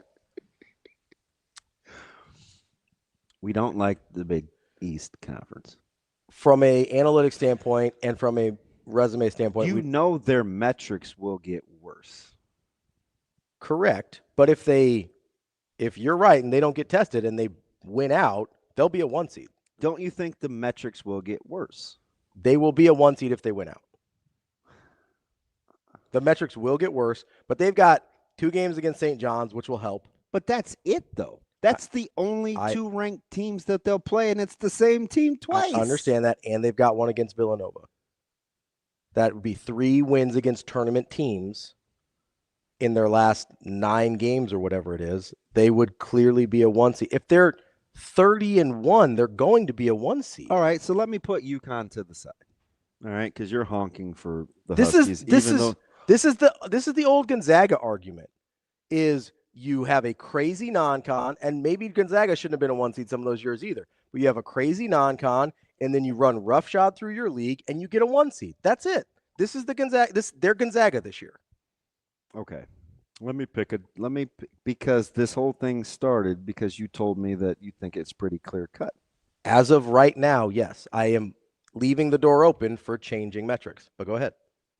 Is the Big Ten Conference pretty good? Big Ten Conference is the best conference in basketball. Okay. We've established that. I believe that to be true, yes. You felt like Nebraska was better than Michigan? Yes.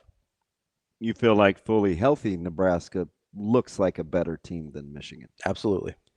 You firmly put Michigan as a 1 based on the metrics. And their resume, yes. They just beat Nebraska. Okay. If Nebraska had beat them, Nebraska would be a 1 for me right now. That was my next question. But if you're conceding that you think Nebraska's a 1. But the results have to matter at some point. Come on, finish. Yeah, go ahead. Sorry. If you're conceding that Nebraska looks like a 1 if they win that game, re-rank the Big Ten Conference 1 through 5. So you remember when I did this, I had Nebraska 1. I know. Yeah. So I'm not out to get you. Currently, I have to flip that because the results matter. Okay. So I'm going to go Michigan. Okay. I do still think Nebraska's 2. Okay. Because I think a fully healthy Nebraska team wins that game. I'm coming around on Illinois defensively a little bit. That's not going to be where you should come around. They're better than they were against Nebraska. They're still going to be who they are, though. Yeah. But they don't have to play great defense with what they're capable of offensively. They just have to be not terrible. Okay. That's my argument. I don't like Michigan State. I just don't. I can't stand Dixie. No, Dixie. I don't like how they play. Would you like to tell what did he say? Dixie, who Coach Wood said he's going to see at Westside? Yeah, LeVar Wood's going to see Micah Benning at Westside. I don't know what else to say. Knock it off, Dixie. He always tries to get me mad. They have good players other places too. Just all right. He always tries to goad me into the Millard South thing. You're not gonna get me. He's going to Westside to see Micah. Now let me come back to Nebraska and. So I'm going to go Michigan, Nebraska. I'm going to go Illinois because I don't like Michigan State. I'm going to go Purdue. So for this argument for the remainder of the season, can you get over the Underwood bias? I can get him. I can get over it to put him at 3. I don't know how much higher I can get him. Okay. Because I just want to know if that's always going to be the caveat. Because I get that it bugs you. It does. I don't think he's very good. Okay. I can get over it enough to put him at 3 so because I think we got Michigan, Nebraska, Illinois. I'm getting ready to Purdue, Michigan State. Okay.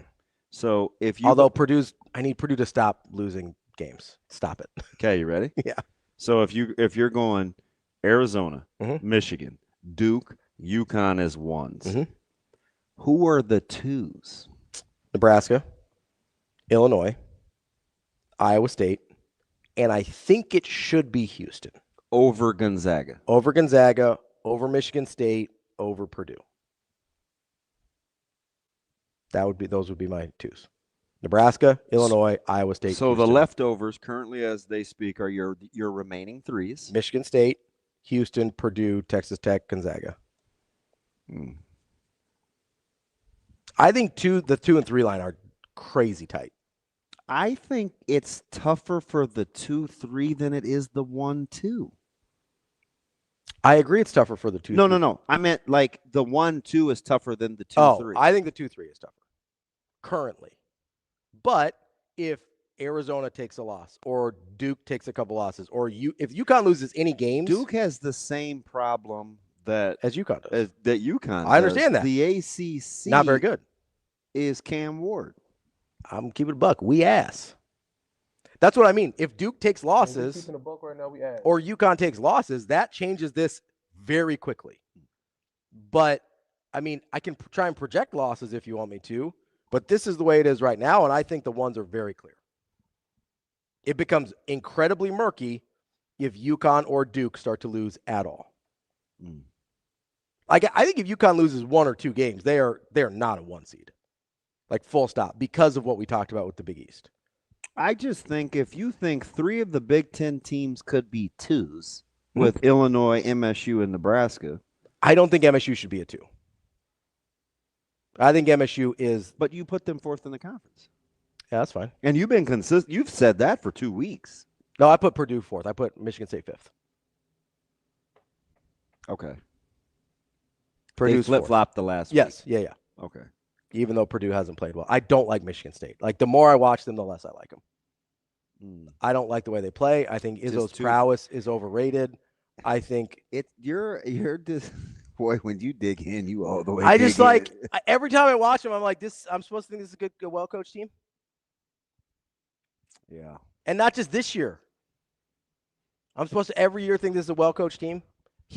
I'll give him credit. He has a sense of knowing how to navigate tournaments pretty well. I think his teams underachieve pretty frequently. I am not impressed.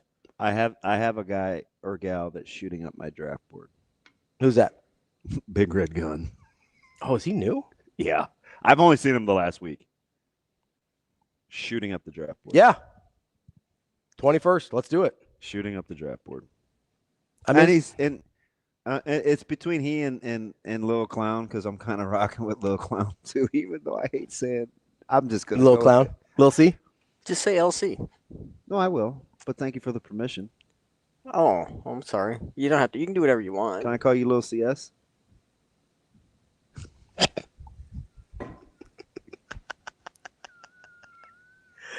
I don't know what that means. I'm so tempted. I mean, I got that drop. I could play it. What'd I say?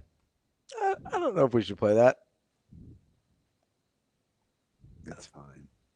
Oh, what happened? LC is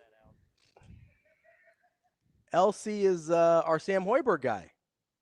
Oh, LC is LC. Oh, he's for sure. I'm for sure drafting him. And in my defense, no, stop. That's a Bill Polian. I was on Landon way before anybody was. You can have him. Like that, we're going back a year, and I said, I'm rocking with that guy. Yeah. He said, you can have him. You're such a hater. What'd I do? Oh, yeah, I'm for sure. No, I'm mostly kidding. I'm for sure. I don't know, though. I kind of like Big Red Gun. Dixie says, doesn't Casey have 2 additional years now? Technically, you probably could. Listen, because he hasn't played an NBA minute yet, has he? We need to get back on that hill because I'm going to take one.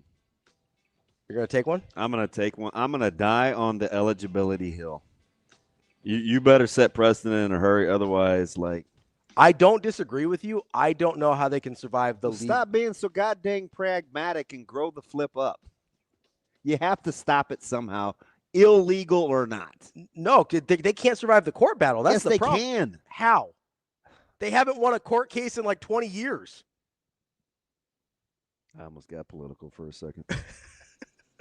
You can do what you want to, apparently, and the law may or may not matter. So let's not act like it's the end all be all. Things are different. Situations are different. That's all I'm saying. We got. I need to Google. I've watched enough police shows to figure that there has to be a way to choke you without forensics saying he died of asphyxiation. Yeah, I don't think that's how that works, man. Like, are there like sneaky good police holds and stuff or something where you can't like see? I don't know. You can ask some people. Ask around. You can ask Wyatt. Maybe that's a Taekwondo thing. Although I think holds are more jiu-jitsu. You know any Brazilians? We're going back to Brazilians? Yeah, Shane, can you get your nuts? That's Shane's favorite. I'm just curious. Can you or no? All right, we're going Brazilian. Oh, gee. We're going to talk to Brian Edwards coming up next year on Hurrdat Sports Live. Oh. Yeah, this kid beat us at national duels, and really good focus by Silas. I thought he was really focused on Friday, but just didn't pull the trigger, and he's just man, awesome kid. He's tough as a $3 steak. He's tough, man. He's tough. He's just gotta show that identity all the time. And that's the best version of Silas already. Is gotta wrestle tough all the time. And he's got that element, and just shows a whole lot. He's one of our leaders and fifth-year senior, and want the best from him going out.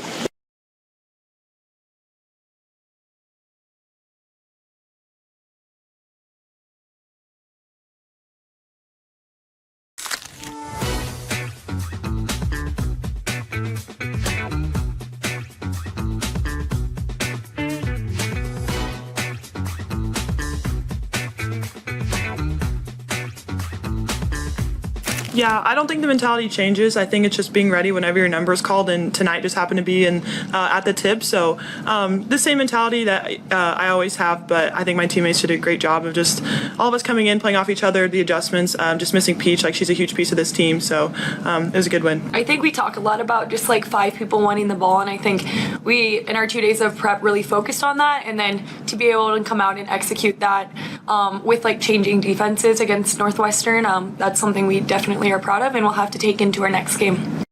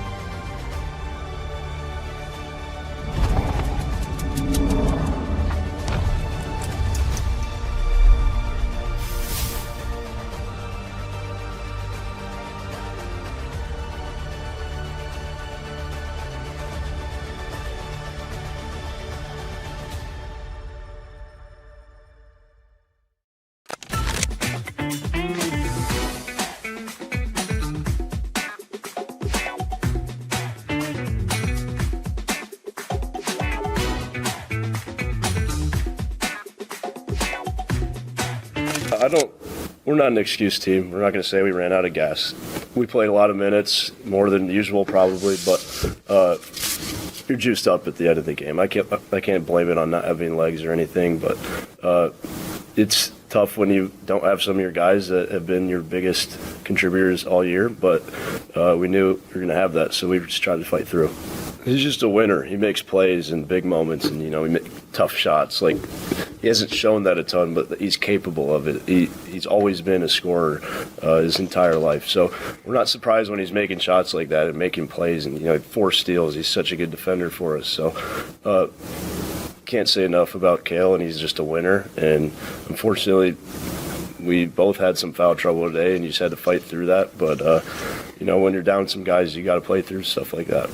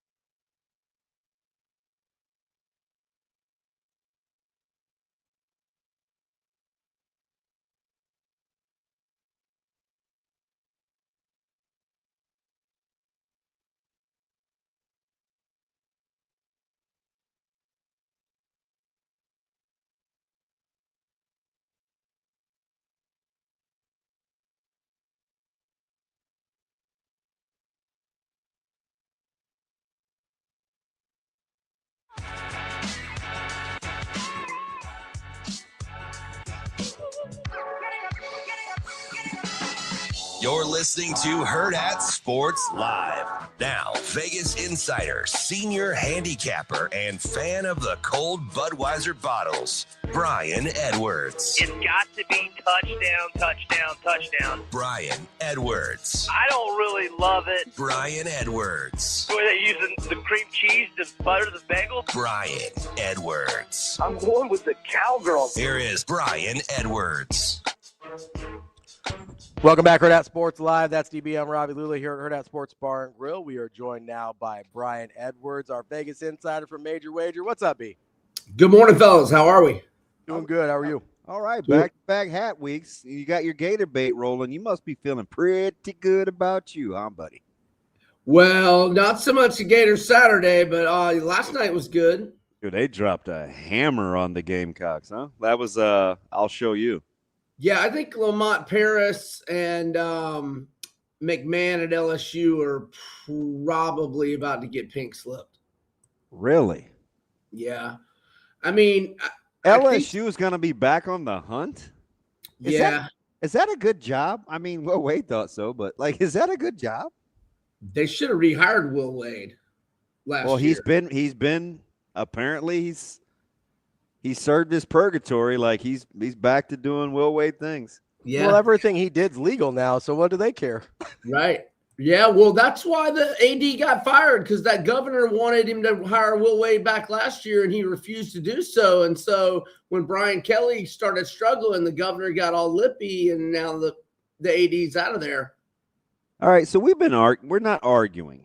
We are going through trying to seed. My debate with Ravi, or my discussion, is I know you're about to talk about Houston, and I was not impressed last night, but go ahead. Oh, that's fine. Stop. When do you go over to the dark side? The last couple of weeks, man, I feel like you're off of Team DB and you're gravitating towards Loserville over here in Ravi. Pronounced Lulla. My bad. Lulla Loserville. So I'm just simply trying to make the case, B. I think it's tougher to seed from the 1 to the 2 line than it is the 2 to the 3 line. I'll give you that. I because your power rankings seem to agree with me. I concur. I think, yeah, no, I agree with that. I mean, UConn, Iowa State, and Houston could easily be 1, 2, and 3 in 10 days. Right. And you currently, your power rankings, which I get the Michigan thing if I'm going to hold Nebraska in high regard, but they're still 9 and 11 against the spread, and maybe Vegas blows it. I'm not saying Vegas is the end all be all for the metric, but it does give you an indication of expected outcome. So, go ahead. No. Go ahead. You're the expert. Well, no, I was just going to say that Michigan's failed to cover in 7 in a row because their lines have all just been they got so inflated after midseason, giving out 30-point ass beatings for a month. So part of that, Right. like that goes into the equation. What was that too. again, B? They were giving out what? They were giving out 30-point ass beatings for more That's than what I 2 want months. to give Really. Ravi every day, and he won't let me. I should just start handing them out. When you go on BTA on everybody mid-season, like, yeah, the lines get skewed a bit because Vegas took a bath for a month. Right, exactly. Michael Irvin, belt to Bunda. That's what we're doing. That's what everybody does. I won't take mine off on the air, but Do you wear belts? Yeah, always. They're overrated. Me too. I try and keep my pants up, Pants on. All right, let me. So hold on, be real quick on the one. He clearly runs the show. Let me just sit back for a second. Go ahead. Well, hey, I elevated the hell out of Nebraska the other night. I mean, you don't have two of your better players, and you're winning the whole game. So I elevate. I would not have had Nebraska 4 a week ago by any means. So that's kind of my point, though, is what I clearly stated with DB. Here we go. But sometimes he puts pens in his ears, doesn't hear very well. Is that my statement about the ones being clearly defined was for today and their current resumes. UConn, if they take even a single loss with the way the Big East is, I think can get down to a 2-line in a hurry. Same thing with Duke with the way the ACC is. I think the only ones that feel like clear-cut moving forward are Arizona and Michigan. But I agree. As of today, I think the 1 line is very clear. I think the 2 and 3 lines are almost indistinguishable. But like you said, 10 days from now, we could be having a very different conversation. Sure. Yeah. I mean, because look, Iowa State, 16 of 18 wins by double digits. I know they had the 2 hiccups. Houston's, they're right there. I don't know if y'all had time to read my analysis. Listen, I think this thing is amazing. Yeah, no, we love the power rankings. They look great. So I said, like a lot of Tom Izzo's teams, I'm not sure Sparty will have enough offense in March. And they've had some, these barely squeak by Penn State and Rutgers, who are not very good teams, but they do have a lot of quality wins. So, and look, Illinois just took my money last Saturday. I mean, 4 threes in a row at crunch time to win at Purdue. Purdue's fading. Anyway, what else? You really just let this guy go like Robert Not So Shapiro or just Johnny Cock or Kim Kardashian. It's Cochran. This OJ defense team he's trying to do to paint his argument doesn't hold water because if the resume don't fit, you must have quit. Where are y'all on Texas Tech? And I'm not as high on Gonzaga. So I think right now Texas Tech's a 3. What I want to ask you about though is I get it. UConn is 5-1 in quad 1 games. The schedule is sketchy. So sure, if you're doing it today, I could see UConn getting the benefit of the doubt. But if you believe that Nebraska was the better team when they're playing Michigan, and I'm looking at your power rankings for the conference with Michigan at 2, Michigan State at 8, Nebraska's at 4, you've got Illinois 9. I'd have Illinois over Michigan State for what it's worth. That you asked us to ask where we thought you might. That's the only thing I would flip. All right, that's fair. Yeah, I mean, you're giving me some Alan Dershowitz vibes over here, Dream Team guy. I think it's Dershowitz. My bad. Did I mispronounce that? Yeah, it's all right. I hammered all the lawyers. I'm sorry. So anyway, back to Robert Not So Shapiro over here, Ravi Lulla. If that's the case, how do you comfortably have a 1 line of Duke, UConn, Arizona, and Michigan, or would it be different for you? Who's on your 1 line, and are you using your power rankings? Yeah. Well, I've got Nebraska on the 1 line right now. I mean, their only losses, they're at Michigan, and they have 2 of their better players out, and they're winning outright the whole game. I mean, they're the guys 12-1 against quad 1s. Who? Well, they're 12-1 in the last 13 against the quad 1 and quad 2 opponents. So combined 1 and 2, they're 12-1. So, I mean, I don't think I have to really explain anything having Nebraska 4. My only thing is that you told me that Michigan, Nebraska, you thought. Yeah, but Nebraska the result was better matters. If I'm picking a top 4 seeds today, or the 4 top seeds today, the result has to matter. I get the circumstances, but Michigan won the game. That's what it is. All right, so let me ask you this, B. Who's more apt if the season stopped today to be misseeded? Illinois, Houston, or Florida? More apt today to be I'm going to factor in Gonzaga, but I know you don't like Gonzaga as much, so I'm assuming Gonzaga would have been your answer if I would have included them, correct? Yes. Okay. Because you would have Gonzaga closer to a 4 than a 3? Yeah. All right. So of Houston, Illinois, and Florida, who would be most apt to be misseeded?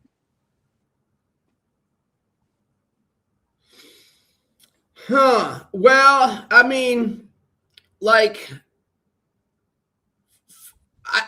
think Florida might not get the benefit of the doubt on a brutal schedule and some very close losses.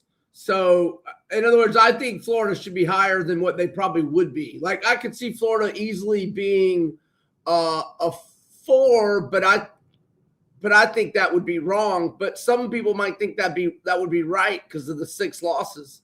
Losing by 1 at Duke when there were a couple questionable calls. In my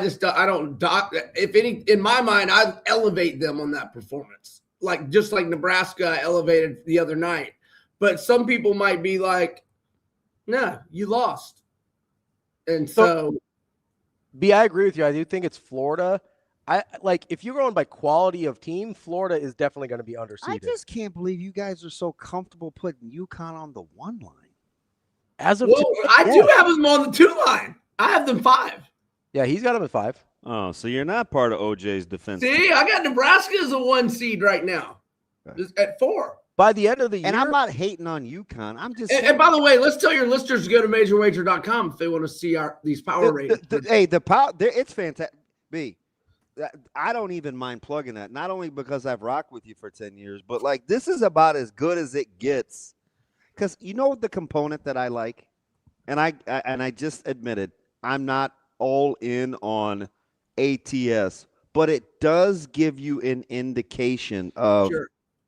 I mean, listen, are they meeting expectations or not? Yeah, listen. Tennessee, Florida a week ago, the line was 4.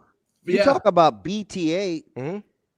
Florida sent them on packing, and then you watch Tennessee last night. Apparently, they're pretty good.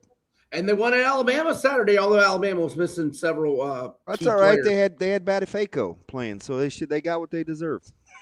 And now now he's starting to play good, and now they got him for a while. This is crazy. I heard this. Are you laughing at my Batifaco? No. I heard this take the other day that Nate Oates is low key the biggest scumbag in all sports. Dude, Ravi's all in on Nate Oates. That's not true at all. You just lie about stuff. I think Nate Oates is good, but I found that take to be very interesting. I told an entire story about how I disliked him before most of you did. Yeah. It had nothing to do with Bediaku. It's because he's a psycho.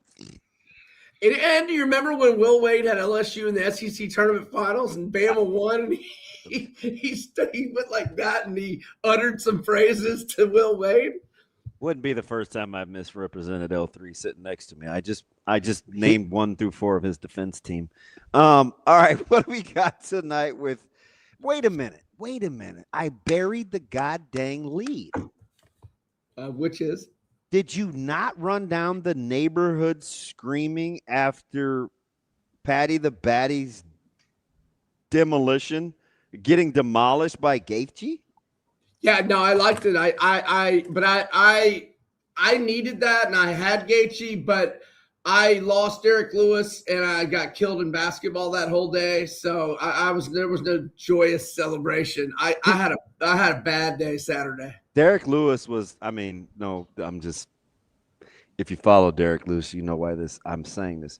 Apparently, Derek Lewis looks like he's maybe going back to Popeyes after giving it up for a couple of years. He did not look good last Saturday, dog. WTH.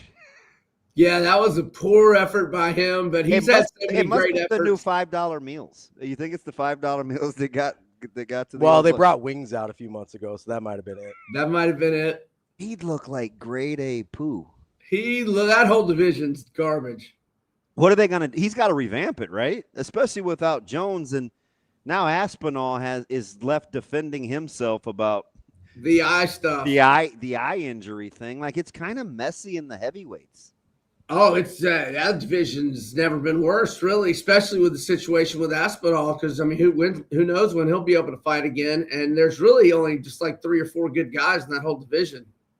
All right, so let's talk Troy and JMU tonight, and I'll let you get to Hooker and St. Denis. All right, watch out for this Troy team. They might win a game in the tournament, presuming they win the Sun Belt tournament. So they're at home tonight, favored by 9 to JMU. JMU's lost by 9 or more on the road 7 times. Troy, since December 6th, is 10-1. And look, they lost in triple overtime at the buzzer to USC on the road 2 nights after they had won in double overtime at San Diego State. And they were in the tournament last year. They won at UAB. They're going to be a tough out in the tournament. And they're dealing out some, they've won, 3, 4, 5 of those 10 wins by double digits. But anyhow, I like Troy -9 at home tonight. All right, let's talk Hooker and St. Denis. Sounds like some sort of law firm, but it's actually. Yeah. So, I mean, we got a big underdog here. Look at Hooker's losses the last 5 years. Armin Sarukian, number 1 ranked in the lightweight division. He dropped down to featherweight, which was unusual for him. And he lost to Arnold Allen. And then he lost to Makachev. And he lost to Michael Chandler. But that was 5 years ago. And he lost to Dustin. But all the mid-ish guys he's beaten, Alaquinta, Felder, he beat Gilbert Burns, Jim Miller, Ross Pearson. He's won 3 of his last 4, including Gamrot and Jalen Turner, who's very good. I just think, Benoit St. Denis, when he's been up against good guys, he's lost. Moicano, Dustin. Now, he's on a 3-fight winning streak, but a wash Dariush. That sounds like a law firm Ravi would work for, too. What was that name? Dariush. Yeah, I like Hooker. I just think his resume is better, and all the guys he's lost to are better than St. Denis, and he's getting +275. Give me Hooker. All right. What do you think happens with the Nunez and Harrison fight in terms of time? Well, I mean, they said 6 months, but then I hear Harrison's quotes were saying she had to go into surgery, or they said she might be paralyzed. So it sounded really, really serious. So she filmed herself, and I was like, "Yeah, this is a little bit too serious." I didn't like that. I didn't turn it off. I couldn't. Could you? Yeah, could you? I was shocked. Yeah, I couldn't watch that. But anyhow, it's such a Herculean task for her to get down to 135 pounds. I can't fathom her being in bed recovering from a serious neck surgery and then just, whenever she's back, and she's losing all this weight, I mean, how far back does it push it? I don't know, a year maybe? I mean, who knows? Because once she gets healthy, then you got to make your plan of how in the world you're going to get down to 135 pounds, which was a Herculean task and dangerous as hell to begin with. Yeah, I don't know, man. I hate to think that. Yeah, I don't know if we're ever going to see that fight, really, to be honest. It seems like that's it. Yeah, it really does. Because I can't fathom her being able to just go into a camp and be able to make weight in 2 or 3 months when she's sidelined 6 months. I don't know. I mean, I'm not a weight expert like that. I don't know.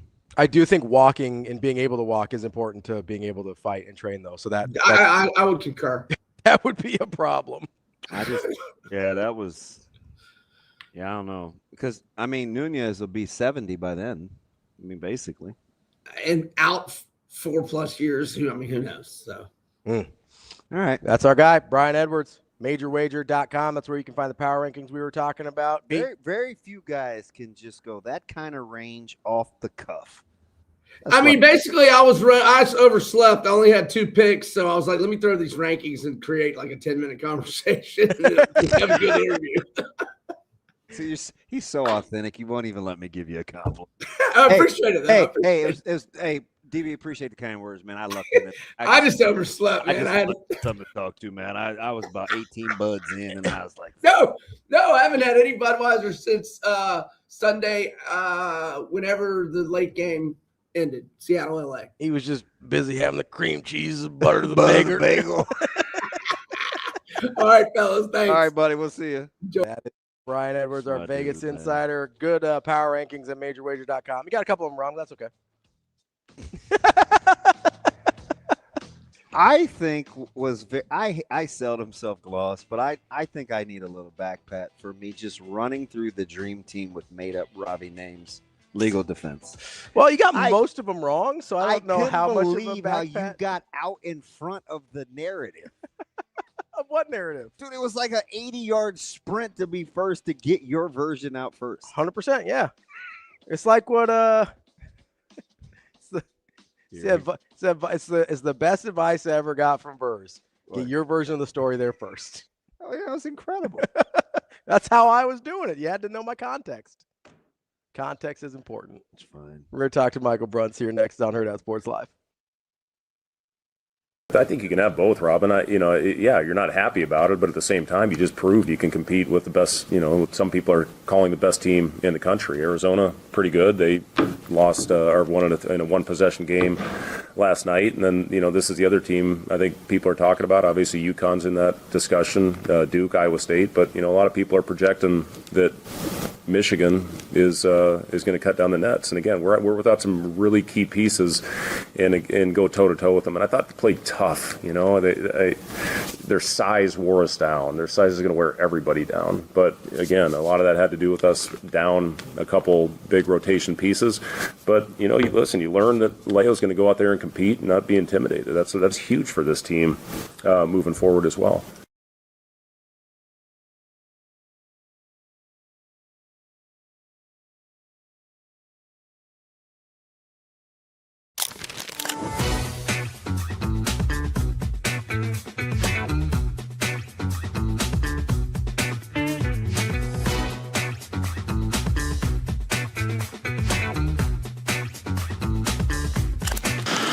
Yeah, I try not to focus on the score, but whether we were down or up, I just try to wrestle my match. And even when you are down and you see that we got 2 wins back to back before I went up, you can just feel it in the arena, just that feeling that is going good.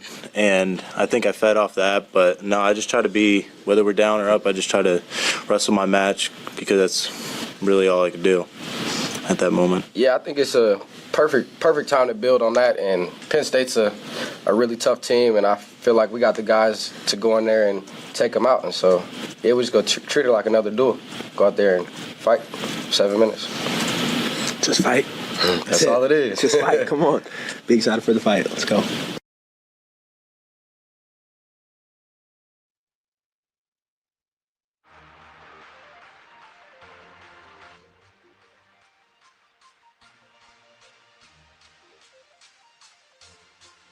Welcome to Hurrdat Sports Live.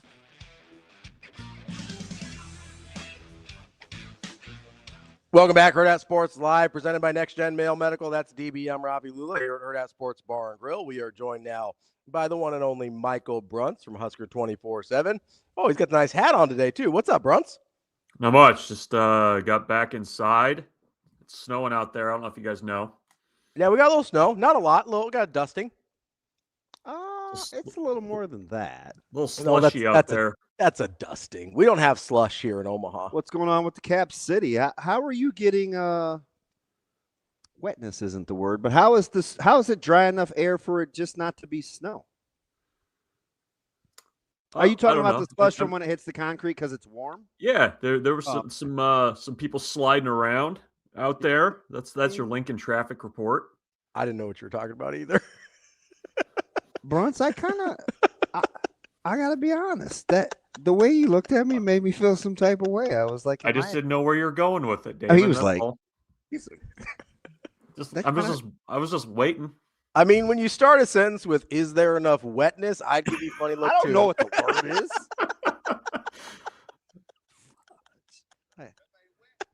Couple of Miller North honks just teaming up on.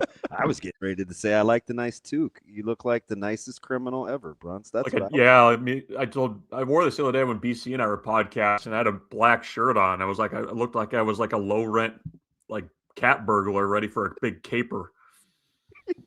People don't use the term caper enough anymore. They don't like that.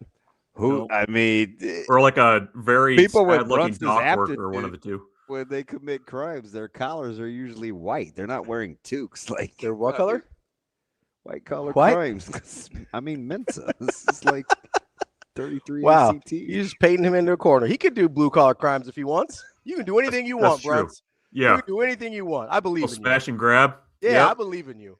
BRUNTZ would be critiquing his own crime. He would say, who'd be dumb enough to do that? Like, there's no way you would lower your standards to commit a dumb crime, BRUNTZ. Well, I got that shot in my bag, so we'll see. I do some dumb things. Dude, BC was hilarious the other day. This is, I could easily see why you guys get along. Who are there ever any serious conversations between you two? Yeah. You mean like the do we fight? Is that what you're saying? Yeah. There's no way. Yeah, there's I think he gets annoyed with me sometimes, but I think that's okay. I could think see that's BC healthy. getting like I feel like if BC spent very much time with me, he would get real annoyed. He'd be like, "What is wrong with this guy?" BC is like the Pernell Whitaker of your media group, where he's very slippery, Yeah. he's non-confrontational. It's gonna be kind of not a very physical fight. Like BC is definitely Pernell Whitaker. He's not getting hit. He's patient. I don't know. I think probably when you get into like November and you're traveling places, he probably gets a little bit tense with me at times. BRUNTZ, do you feel He doesn't show it, but I know it's there. He's very good at that.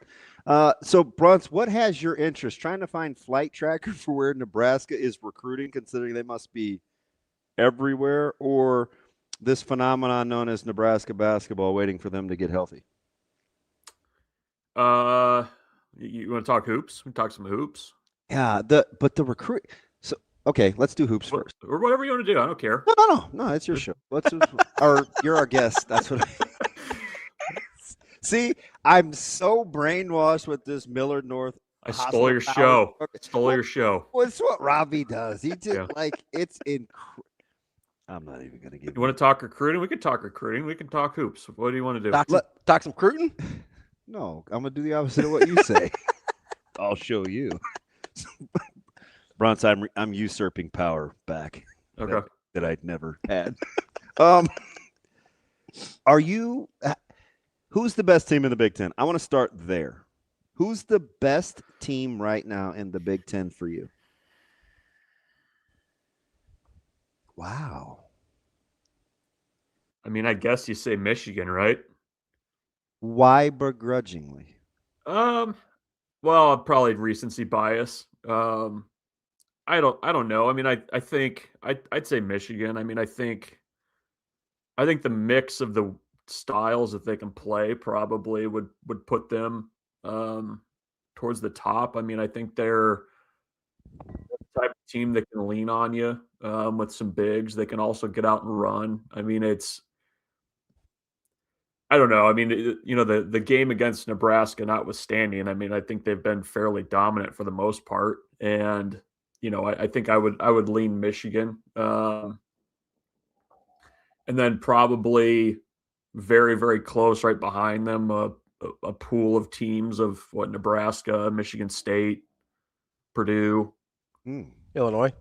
Put Illinois in that group. Right.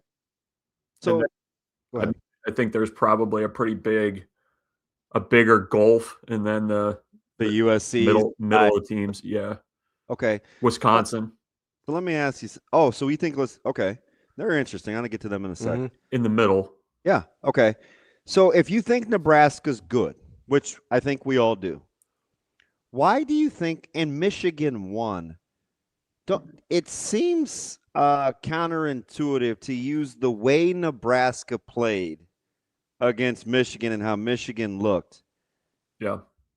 To not credit Michigan when we look at the results of the game. We're using the fact that they looked not like we thought against a good team against them. Yeah. No, I mean, I think it just seems weird. I get it. No, and that's why as I was being begrudging, I was thinking that maybe I didn't need to be so begrudging about it. I mean, when you win a close game like that at home against a good team, you probably shouldn't be knocked for that too much, especially when you get a little bit of help. But I do think. What was your question? Sorry, if we think Nebraska's good, right. Why do we kind of? Why are we penalizing Michigan for beating a good team at home? Yeah, that kind of a thing. Because I hear a lot of, or are we doing that? Well, Michigan wasn't that good. But wait a minute, we said Nebraska's good. Mm-hmm. Yeah, I mean, it's the narratives coming out of that. I think at least nationally are kind of interesting, where it's like very much so. You needed either a close game or a Nebraska win to back up what your eyes have seen for 20 games. I mean, I think that's kind of what what it seemed like the national takeaway was like admitting that Michigan knowing that Michigan is a good team, and Nebraska going in there with the shortcomings that they did without Mast and Frager and putting together, basically what 57, almost 58 minutes of pretty good basketball, maybe even more than that. And it's not just because of the last minute, like the 58 or however 38. The 38 minutes. 38, sorry. However, coffee's not working. There was only like a couple of minutes in that game where you felt like Michigan may be better. Like the last couple of minutes in the first half, maybe. And like from the 4-minute to 2-minute mark, I don't think Michigan was necessarily better in the last minute against Nebraska. You know what I mean? No, Nebraska got the looks they wanted to. Yeah, I think you're safe saying and they got a stop that was not called a charge. There was probably 2 or 3 minutes of that game in its entirety where Michigan looked like the better team. Yeah. Is that fair? Yeah, no, I think that's more than fair. I mean, it's I don't know. I feel like every team kind of has 1 or 2 of those games a year where you just got to do whatever, kind of like a whatever it takes type of game. And they were able to get it done. I mean, I don't know. It's just interesting. The narratives coming out of that one are interesting too, because I mean, you also had the Michigan found its toughness in this game. That piece of it too. But I don't know. I mean, I think they're going to be a team that'll be around there, playing towards the end. I mean, I just think they're when you look at like kind of that top group of teams in the Big Ten, it feels like they've got the fewest warts out of everybody. And I don't know, I don't know how much I credit Michigan for the last couple minutes of that game either. I mean, it felt too like Nebraska was just running on fumes at that point, given kind of what they had to overcome. So I don't know. You guys can disagree with me there. No. I think, at least from what I saw nationally, it felt like the narrative was much more about Nebraska than it was. Yeah. And that, kind of to DB's point, it validated, or I don't remember which one he said, it validated what we had seen through 20 games, as opposed to, like, I didn't see very much, and maybe I just wasn't looking in the right spots, of, I'm not sure about Michigan now. It was more like, even shorthanded, Nebraska is 100% one of the best teams in the country. Yeah, Michigan won a game that most would say they shouldn't have. So I'm just like, if we think Nebraska's good, then don't say, well, I can't believe. It's just so fanish. It was like, well, Michigan's not that good. Like, what do you? It's like the fans that chant overrated during a game when you're like upsetting them. Yeah, you beat the number one team in the country. You're like, no, I want that to count as a good win. Yeah, like, what are we doing? I mean, you also kind of like Michigan won a game in which they had 3 field goals in the last 10 minutes. Yeah, well, I think there was also some 85 Bearsing going on. That's a verb, by the way, of Michigan going into that one, right?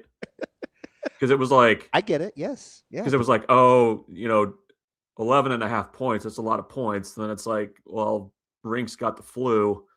Oh man, like look out, it's going to be like a 40-pointer like they put on Gonzaga. So I don't know. I mean, I think you're always kind of adjusting expectations based on that stuff. And I think sometimes with highly ranked teams too, you do that a little bit. Even if you play tough, it's kind of like, oh, well, they weren't as good as we thought. And it's like, well, you also kind of built them up a little bit too. So I think there's something that we see happen, and it happens a lot in football. I think it happens in basketball too, where if you primarily watch just your team, then that's the only context you have for. Maybe that's why I'm so defensive. Michigan. Because I watch a lot of college. Whereas, like, if you even if you just watch a lot of the Big Ten, right? You'd be like, hey, Michigan has whacked some people. They're really, really good. That number 3 ranking isn't just based on their record. They've looked like one of the best teams in the country all year. Whereas if you just watch Nebraska, and frankly, you're used to Nebraska not being very good at basketball for most of your life, sometimes that can creep into your head and be like, oh, is Michigan as good as I think they are? Or is Michigan as good as people told me? I think there's some of that happens. Yeah. I know it happens in football, but I think we're seeing a little bit of that with some of the Michigan narratives as well. Yeah, no, that's fair. That's fair. BRUNTZ, the funny thing about this look you had, do you remember the last time you kind of had a similar look and I drew the sketch? Yeah. That's pretty good, right? Yeah, that's pretty good. Yeah. So I want to kind of go back to that time because we were talking about that was right on the heels of kind of what was going on in Buford, the Dayton decommit, the recruiting. Nebraska was on the road, what it means for Raiola. I want to go back to recruiting here for Nebraska's. They're apparently, it's like where's Waldo in terms of the divide and conquer. When you look at what you think has to happen in 2026, like clearly a critical year in which they have to be better on the heel, or at least show progress on the heels of a schedule release versus how they're recruiting for 2027. Does the very measured Michael BRUNTZ say, I need to stay in the moment of 2026 and look at these results, or I can see big picture of where they're trying to go? And man, why am I fast forwarding to year 5? Like, do you reconcile any of that in your head?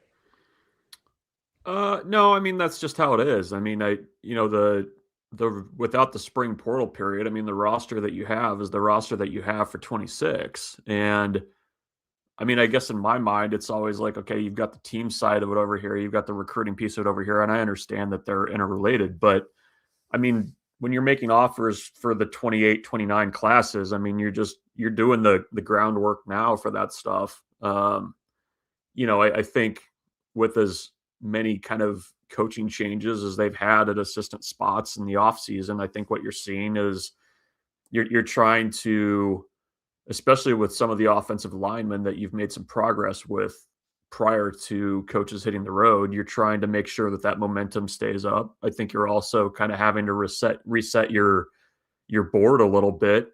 With Jeep Wade there now, with Roy Manning coaching edges, with recruiting to a different style of defense. I mean, a lot of the offers that you're seeing, I think, are a reflection of, just having to target different types of players to play a 4-2-5 versus maybe what they were doing before. So, I don't know. I mean, I guess in my mind, it's a little bit separate because it's like, well, regardless of what you did on the field or whatever 2026 is going to look like, record wise, I mean, you're still trying to keep the momentum with this 27 class, which is, off to a really good start. You've got a good quarterback. You've got some good skill position players already in the boat. Now, you got to go out and do the work to grow that. And so I don't know. I mean, I guess it's kind of separate in my mind. I mean, it's more so to the calendar and just the time of year where you are versus any kind of, big picture, what 26 looks like. One of the reasons that I enjoy talking to you is your ability to compartmentalize, right? Not super emotional sometimes. So I'm looking at like this 2027 group. You can feel the momentum, the vibe, the buzz, this, 2027. Yeah, you know how important 2026 is. Are you looking at 2026 in any sort of relationship to the immediacy of what you think is on the horizon? Let me ask it that way. Are you having to get guys in 27 that can help you right away based on what's happening in 26? Is that Yeah. what you're asking? I probably prefer more your angle, but let's just say for the discussion starter, yes. Will you look at 26 differently? Well, I mean, I think where they're related is I think whatever happens on the field in 26 needs to support what you're trying to do in 27 recruiting wise. I mean, you gotta, and that's the problem, right? Like Yes. it's January. You're not going to play a game for 9 months. But I mean, it's a familiar refrain, right? Like how many years have we said, well, if you can just put it together, just get it going the right direction on the field, what's it going to look like recruiting wise?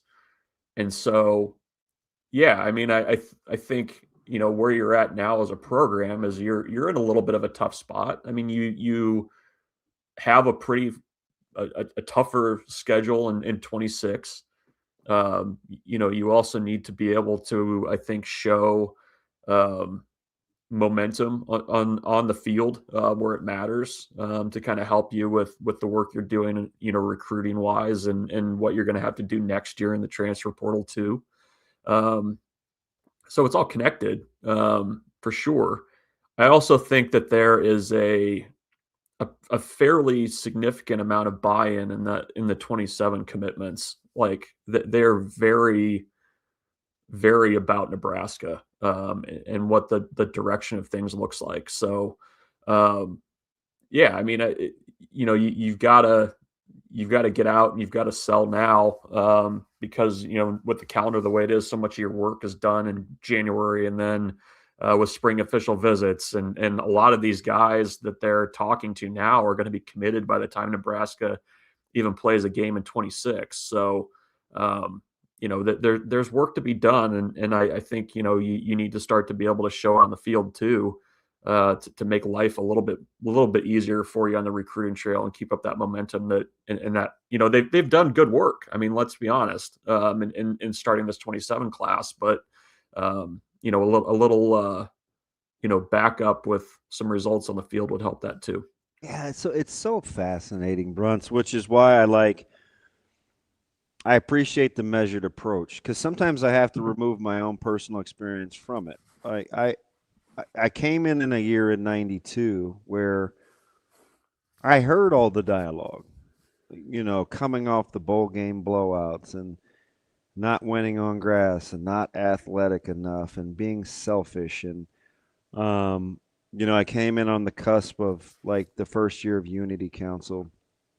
But I also know that the group before us with Dwayne Harris and Abdul Muhammad and like that Troy Dumas, like that class was critical in the mindset development of the 92 class, which had the mentors and the Frazier. I mean, the class goes without, like, the class was the class, right?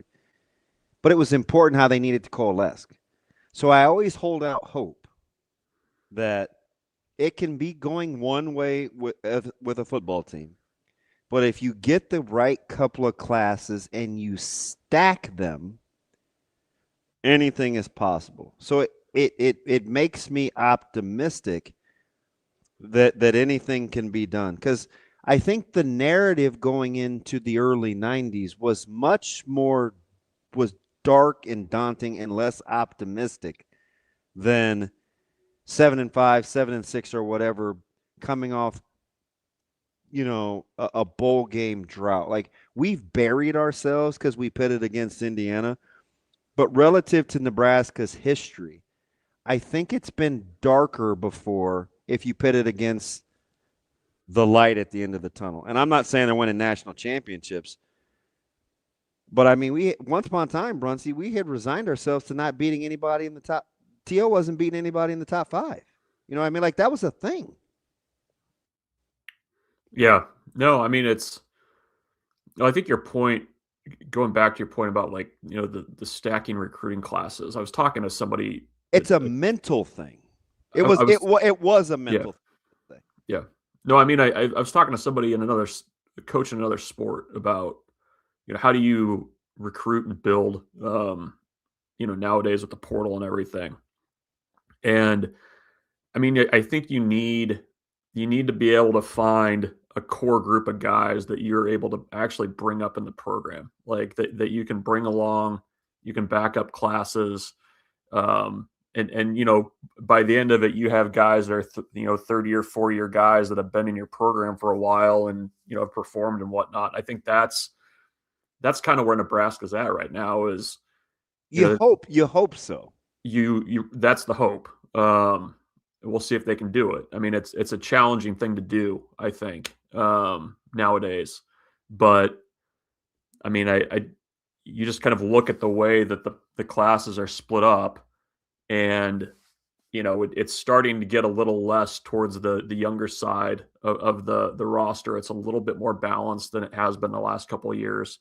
You got to continue that, and hopefully that kind of core group of guys can bring up the 26 class and the 27 class and beyond that. But yeah, I mean, it's a lot of the hard work that they're having to do to kind of sew all that is happening right now. So we'll see how that goes, but they've been busy. I'm asking you to think on the fly numerically, but you have 11 true freshmen. You have 12 redshirt freshmen. You've got roughly 43 sophomores, 32 juniors, 18 seniors. If you're just thinking of like a mental pie chart of where you want to be in this conference, is this the first time or not at all, or wait and see that you like the fact that the bulk of the roster are now sophomores and juniors?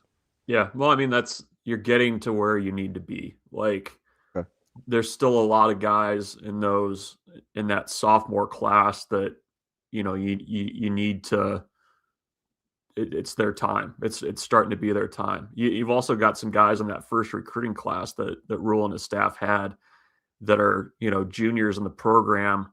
A lot of those guys have not started or, really factored in a huge way. Speaking more of the kind of the guys along the lines, I mean, is it their time? I mean, I think that's, nowadays in the Big Ten, you either have to go in the portal and find it, or you need to develop it. And Nebraska, to this point, I think, has opted to, for the most part, supplement out of the transfer portal with older offensive linemen. And, are you in a position now where some of those guys that were, starting to show up on the two deep, are they going to be pushing for actual reps, or is it going to be another year for those guys? Like, I think that's interesting, where you're kind of at now, especially with that group they would be going into their junior seasons. A lot of guys that have been around the program for a while, but, need to be kind of counted on a little bit more than they have been. BRUNTZ, with the offensive line in particular, do you think the guys they brought in this transfer class, they viewed more as instant starters or as guys that can compete with the guys already in that room? And has that changed for you over the course of the year or over the course of the last couple of years? I mean, looking at the three guys that they brought in the positions where they brought them in, I think they were brought in with the expectation that they would start. Like, I don't know that you would go out and win the kind of recruiting battles that you did, in the way that you did, if you were not expecting them to be guys that could come in and play right away.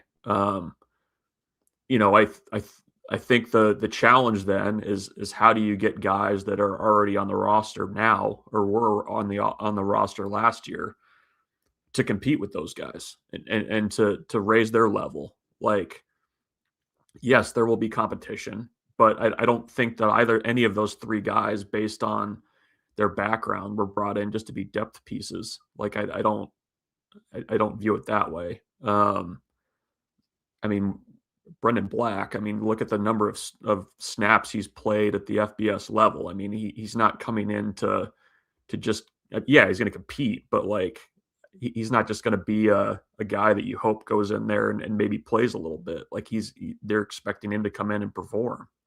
So, you know, is Black, for instance, different than you, MB? Oh, different than Babalade or Mbenga?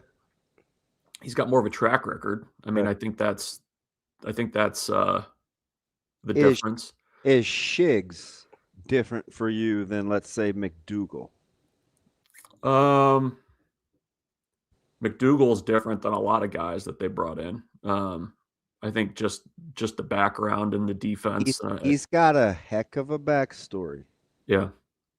It's always good to have Oakland guys around too, right? Yeah. I just have an intimate knowledge of him. So I'm just thinking, I don't think the perception on the surface is exactly who he is. So I'm fascinated to see how this unfolds. I want to go back to something you said that's interesting about that class. I want to go back to 2024. Right? So obviously Dylan Raiola transfer. Carter Nelson you expect to play. Grant Bricks in the discussion. Mario Buford, gone. Tamua, we'll see. Gradney, gone. Devon Hall, gone. Barney, playing. Isaiah McMorris, gone. Benning, gonna play. Shavers, playing. Keona Davis, gone. Willis McGahee will play. Keelan Smith will play. Gibson Pyle, we'll see. Kalen, well documented. Flint, it is Ian Flint, gone. Ashton Murphy, will play, I think. Amari Sanders will play. Tarver back, could play. Quinn Clark will play. Makai Nelson playing. Prude gone, or not gone, but back. Ingerson will play. Landon Davidson, Guthrie playing. Donovan Jones playing. Jake Peters, Huffkin playing. Then they also brought in Dowdell, who was functional. Sierra Wright played. Banks played. Nair played. Mazuka played. Stephon Thompson, no. Gramstead is what it is. And Bly Hill, who I think will be playing, could be. If he can stay healthy. And Genatone. Are we discounting the development piece, or do you not agree with any of the played versus playing when we look at that class? I think it changes. Does it? I don't know. Does it change the narrative of how you think, or is it about what you thought? Why 24 specifically, and why didn't you do 23? Because I almost always discount the first year. The transition class? Yeah. Is that a better – and listen, I don't want to be right. I want to get it right. So do you want me to go back through that? I'm talking we're talking specifically the lines, right? I mean, I was not, but if you are for development, if of the guys you thought would start out of the portal, then I miss, which is still a good point though. I mean, we can go to 23. Let's go I do 23. kind of like his point. So let me just clarify, so yeah. I make sure we're talking about the same thing, BRUNTZ. So you're talking about the guys that you brought in to start. You're specifically talking about the lines. Yeah, I was talking about the lines. Yeah. Okay. And let's go back. Yeah, offensive because the question you asked, going back to it, was how many of those guys were brought in to compete? Start versus compete. Yeah. Let's do offensive and defense. Okay. 23. You have Quintswell. He's gone. Cam Lenhart has played and is playing. Riley Van Poppel has played and is playing. Noonan's gone. I got it. Malachi Coleman gone. Oh, I was just doing lines. I was just going through lines. Gunnar Gatula has played and is playing. Started as a freshman. Brock Knutson switched positions, but we think he's going to play this year, maybe? Will at least be in the discussion. Vincent Carroll Jackson gone. Does Dylan Rogers count as D-line or just O-line? Dylan Rogers, I don't know what to do with Dylan Rogers. BRUNTZ, do you just want like edge? Like you just want O-line? Oh yeah, because you guys asked about O-line. I didn't, Ravi did. All right, so let's go Sam Sledge. Okay. Do you think you could see him play? I do. He played in the bowl game. Does Mason Goldman count? Brought him in as an interior O lineman. Yeah. What do you think? I think my broader point, and I think it's like these guys are what, this would be fourth year in the program, going into fourth year. Lafotu's in there. Maciejczak left. Judy. This is interesting. Go ahead, BRUNTZ. The floor is yours. Like I like the discussion is like Tyler. You move forward to 24, the 24 class. Like those are now the guys that are competing against the portal guys that you're bringing in.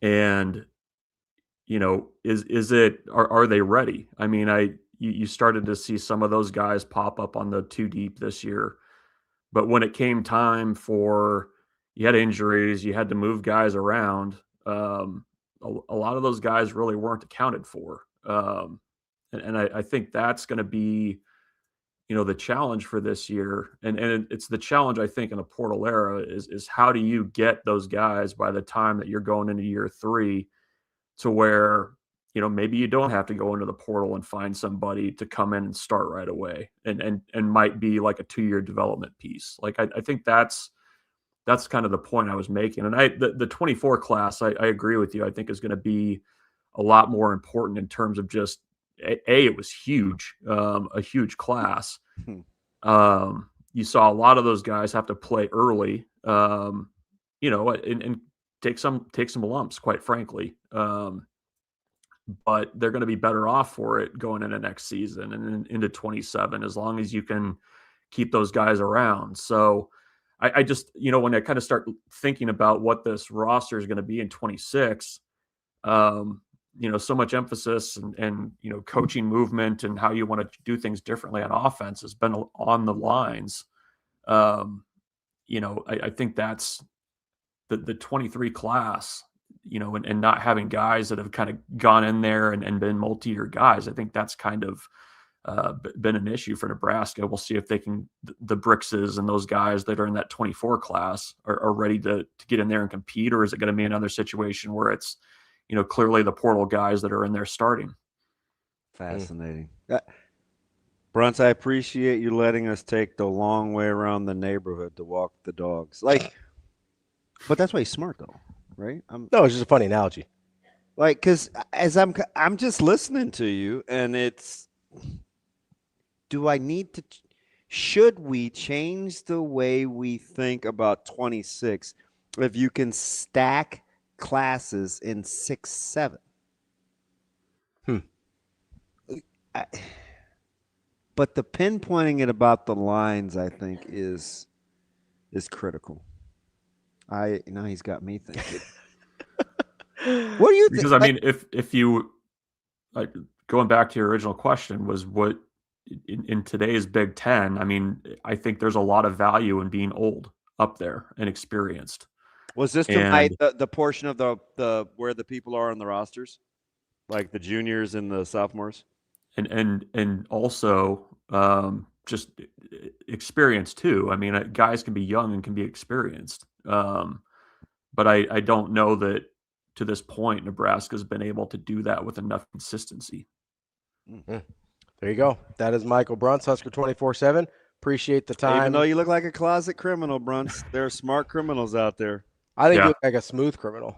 Nice. I'm gonna go back to cat burglaring here in a minute. So that's too low level for you. You're probably pulling off closer to Heist of the Century. He's got to do more Ocean's 11 thing, Hey, have you seen The Rip yet? The what? No, that means no. It's a movie on Netflix. No. The Rip. It's Ben Affleck, Matt Damon. No, I have not. I'll check it out though. BRUNTZ, I'm telling you, man. Sorry. Watch it. I will. I'll see it. All right, buddy. All right, we'll talk to you later. Yep, see you guys.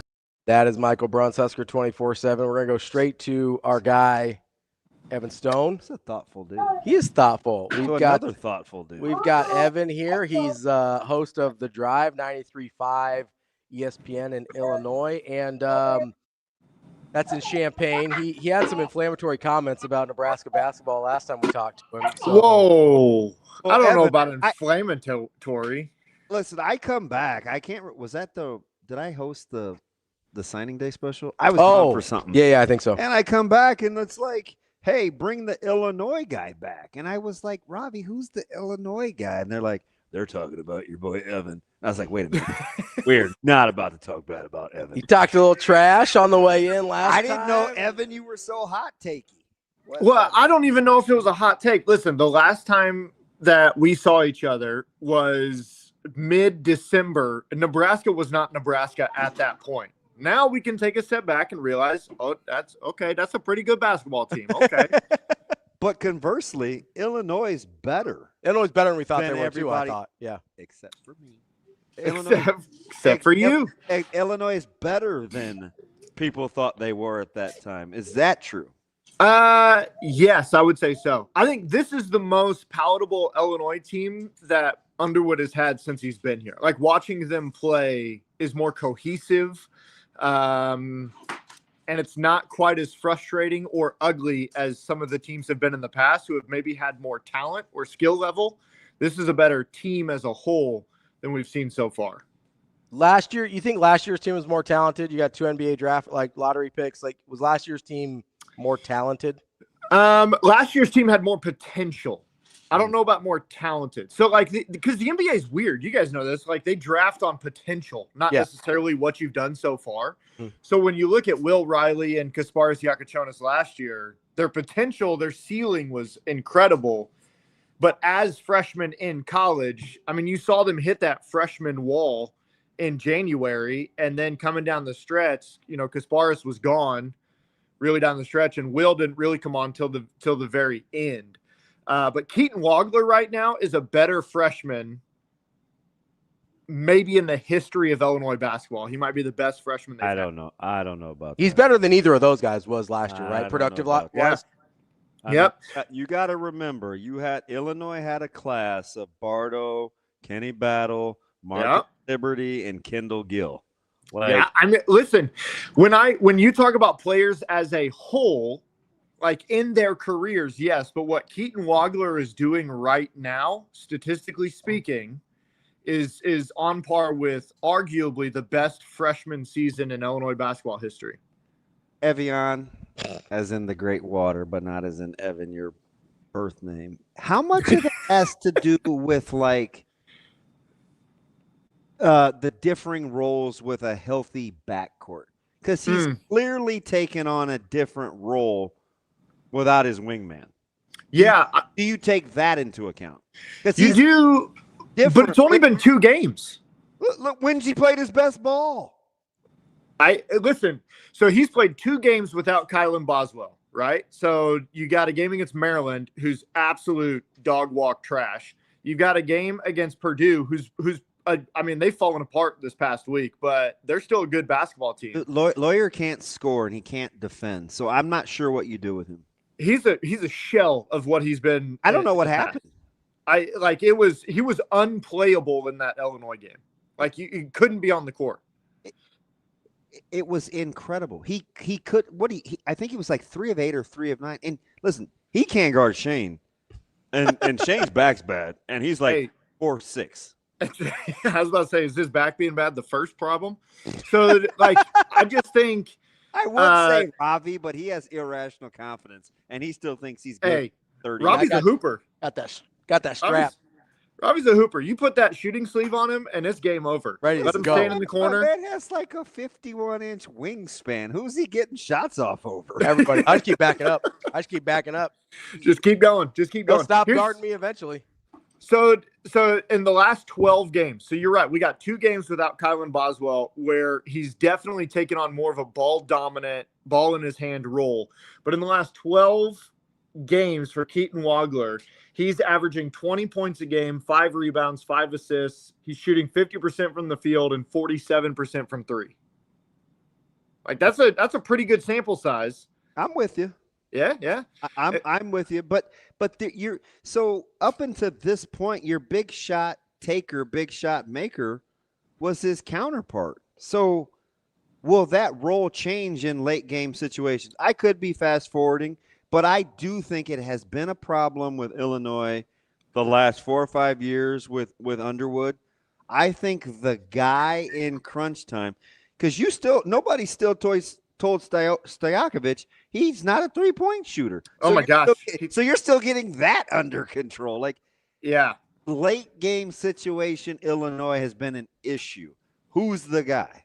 Well, so the perfect prime example of that was Purdue. And so in that Purdue game, they're down by 5 late. And Keaton Wagler already has 46 points. He's got the ball in his hand. Purdue finally changes their defensive system where they stop just switching bigs on Keaton, which is ridiculous. And all of a sudden, he's getting doubled, he's getting tripled, and he ended that game with 4 assists, and 3 of them were down the stretch, where instead of, if you got Ravi out there with 46 points, he's like, I'm taking the shot. That ball's going up. Taking the shot. Three plays in a row, Keaton drives, makes the right pass. You get a 3 from Jake Davis. You get a 2 threes from Tommy and a 3 from David Mirkovic. And so they got guys all over the floor that if they make the right play, anybody can make the shot. Maybe not Andre from 3. He thinks he's his dad. And that's a little bit of a problem right now because he shoots like LaMelo. And there's a problem with all of it. Wild. It's bro. I love Andre. I love him with the ball in his hand, getting to the hole. I love him in a little mid-range, little turnaround fadeaway. But when that ball comes out from 3, it comes out from his left shoulder, which is not ideal. Could you play with ball? Me personally? Just like no. What kind of pro wants to be in Charlotte? Oh, I mean, someone who wants to make money. That's probably about it, though. So I think when we had Ravi on the show earlier this week, I said, listen, we have to give you a thank you because since Illinois played Nebraska last, this has been a different basketball team. I think Nebraska came into Champaign and smacked them around a little bit in a way that woke them up of we cannot keep playing like this if we want to do what we want to do this year. And so since that game, they have the highest rated offense in KenPom history. No team's ever had a higher rated offense than Illinois right now. And they're rebounding at a high clip. They don't foul. They don't turn the ball over. And they don't send opponents to the free throw line. So they're playing well right now. So that's the thing, that you don't get cheapies at the line, and they can score. So how about this though, Evan? So I look at teams that can give, like who can give who issues. So I just look at how they play offense, and Illinois, tremendously good passers, very good with action, but when they struggle, they dribble a little too much. So when you're watching this team play, if you're going to slot them, Ravi doesn't like Michigan State because he doesn't like how they initiate offense. He does like Nebraska because of how they do initiate offense. Michigan is very multiple. May showed you within halves how he could adjust to where offense will be initiated. How does Illinois have to play offensively?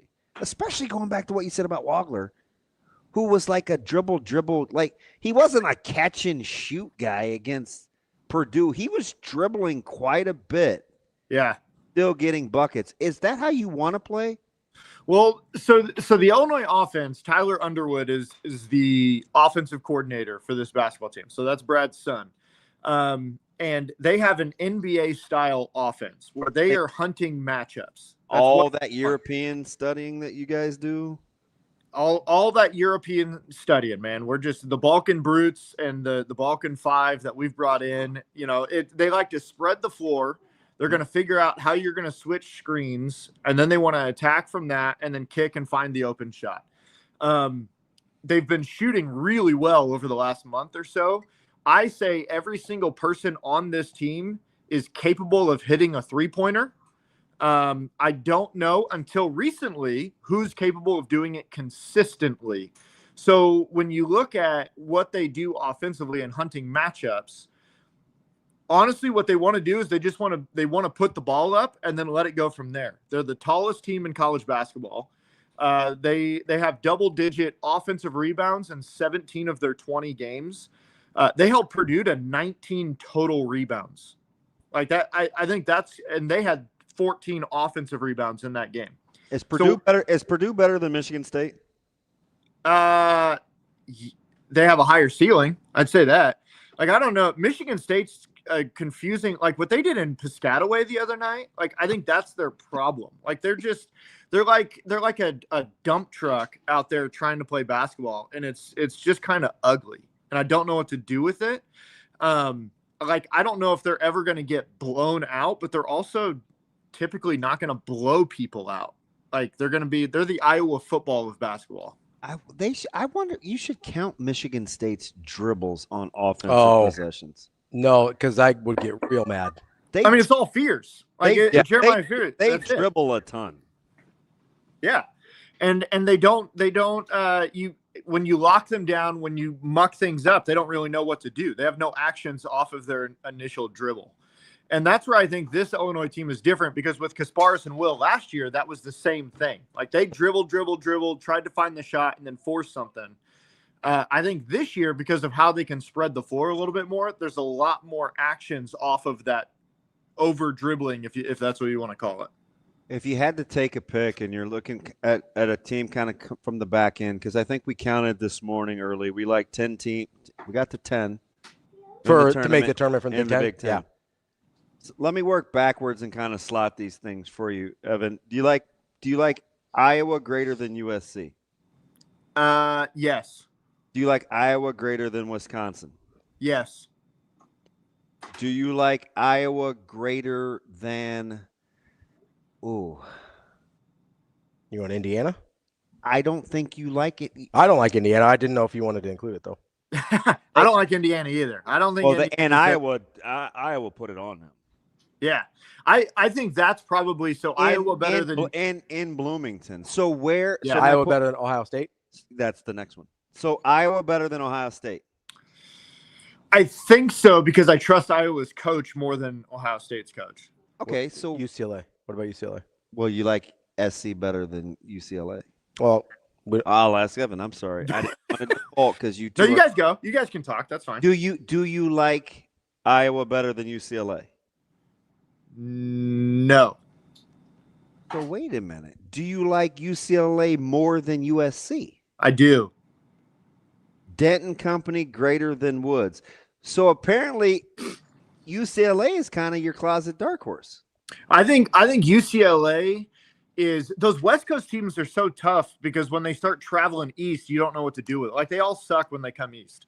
I think when you're out on the West Coast, I like UCLA and some of the pieces they have, and I also think Cronin's a bit crazy, and I think that that either goes really well or really poorly. I'm also, unlike most Illinois fans, I'm still a Sky Clark stan, and so listen. When he's right, it's like he's right. He gives me solo ball vibes. I'm like, is he good? Is he good? Good. He's been shooting the crap out of it this year. Yeah, I like the Sky Clark Bilodeau partnership. I really like that pick and pop. I really like what they can do. So yeah, UCLA I think would be kind of my 7. Okay, so let me revisit this, and I'm gonna go backwards. So you like Ohio State, Wisconsin, Iowa, UCLA. That's the back end of the top 8-ish. Yeah, I'd probably put Wisconsin at the bottom of that, but yeah. Okay. So the top 5 are who? In order? Yep. Go 5 to 1. 5 to 1. Oh, okay. I'd probably put Michigan State at 5. Okay. That means I'd put Purdue at 4. I'd put Michigan at 3, Nebraska at 2, Illinois at 1. What do you want me to do? I don't know if that's homery. I mean, it's home cooking for sure. He knows what It's a little bit. It's a little bit of home cooking. Listen, I think those Do you top feel three. validated if Illinois comes into Lincoln and wins? Well, so what's Nebraska going to be this weekend? Are they going to have Rink Mass back? Are they going to have? They'll be healthy. They'll be healthy. So if Illinois comes in without a Kylan Boswell and wins that game, I think I'm still not totally sold on Michigan. Because like you said, I think you said it earlier in the show today, they should have lost that game against Nebraska. No question. I'm just not totally sold on their pieces altogether. Yeah, but Nebraska won in Champaign. So this is my thing. If we think Nebraska's good and Michigan still won, isn't Michigan good? Oh, they're good. I mean, once again, we're splitting hairs for the top three teams in the conference. Cool. So when I'm saying I don't know if I trust all their pieces, it's in comparative to Nebraska and Illinois. Not like Wisconsin. Yeah, I like the teams of Nebraska and Illinois better than I like the team and the situational awareness of Michigan. Now, I don't know what. So for me, usually it takes 3 games in football to see the injury effect. When are you going to know if you think Illinois is better without a key backcourt mate? Well, to say better without, I don't think will ever happen. Okay. I mean, listen, you had with Keaton against Purdue. If Kylan Boswell plays in that game, does he go off for 46 points? No, he doesn't. He scored. Yeah, No. he's not getting that total. But what else happens in that game? It's such an impossible question to ask. I think tonight for Illinois, they got Washington coming into Champaign, sandwiched between Purdue and Nebraska. Is Yates playing? I haven't heard yet. I don't know. So here's the question. Here's the real question. I'm telling you, Yates and Diallo are a handful. I hate how Diallo plays basketball. I would fire him into the sun. I know you hate him, but he's a tough matchup. It's a tough game. If you guys don't foul, but yeah, you'll foul Diallo. Here's the question, Evan, with Boswell is the upside of Wagler worth a downgrading of what Boswell brings to the table? I don't think so. No question. I don't think so. And this is why. First of all, Kylan's playing the best basketball this year that he's ever played. Like, this is the best he's done. Yeah, he's who Michigan wanted Gale Jr. to be. Yeah. I mean, what Boswell does incredibly well for this team is he defends the other team's best player. Like, he's defending at a high level this year. And you could see it at the end of even that Purdue game that Keaton could hardly walk. Like, he was so tired. He was so drawn. So Kylan takes away so much of that pressure on the other end of the floor and really shuts down what other teams want to do, that I think they need Kylan to do what they want to do. My kid's just throwing stuff over here. That's all right. They need Kylan to I got be, 3 dogs. It's tough to corral. Yeah, and this one's 4, so it's basically a dog. So like they need Kylan to do what they want to do for this year. So is that Scar back there making a ruckus? Yeah, it's Scarlett. All right. Hey, Scarlett, come here. So listen here. Smooth bottled water, Evian. Yes. Give me the top 4 seeds right now. Hey, Scar. Top 4 seeds in the country in college for the basketball. tournament. Yeah. Yep. Arizona. Give me Arizona. Give me whoever wins the Big Ten. You want me to put a name on it? Yes. That's the discussion. Quit cheating. I quit cheating. Give me Arizona. Give me Illinois. Give me Nebraska. Give me Michigan. There's your 4 seeds. 3 Big Ten can't be on the 1 line. Listen, I told Ravi, what's the rest of the NCAA going to do when the Big Ten gets back to back football champs and then has the entire Elite 8 and the entire Final 4 in the national and the March Madness? Like, what is the rest of the NCAA going to do? Okay, can I do process of elimination? Yeah, let's do it. Is Houston better than Iowa State? Yes. Is Iowa or is Houston better than Gonzaga? Yes. Is Houston better than UConn? Oof. I'm going to say yes because I don't like Hurley. Okay. Is Houston better than Nebraska?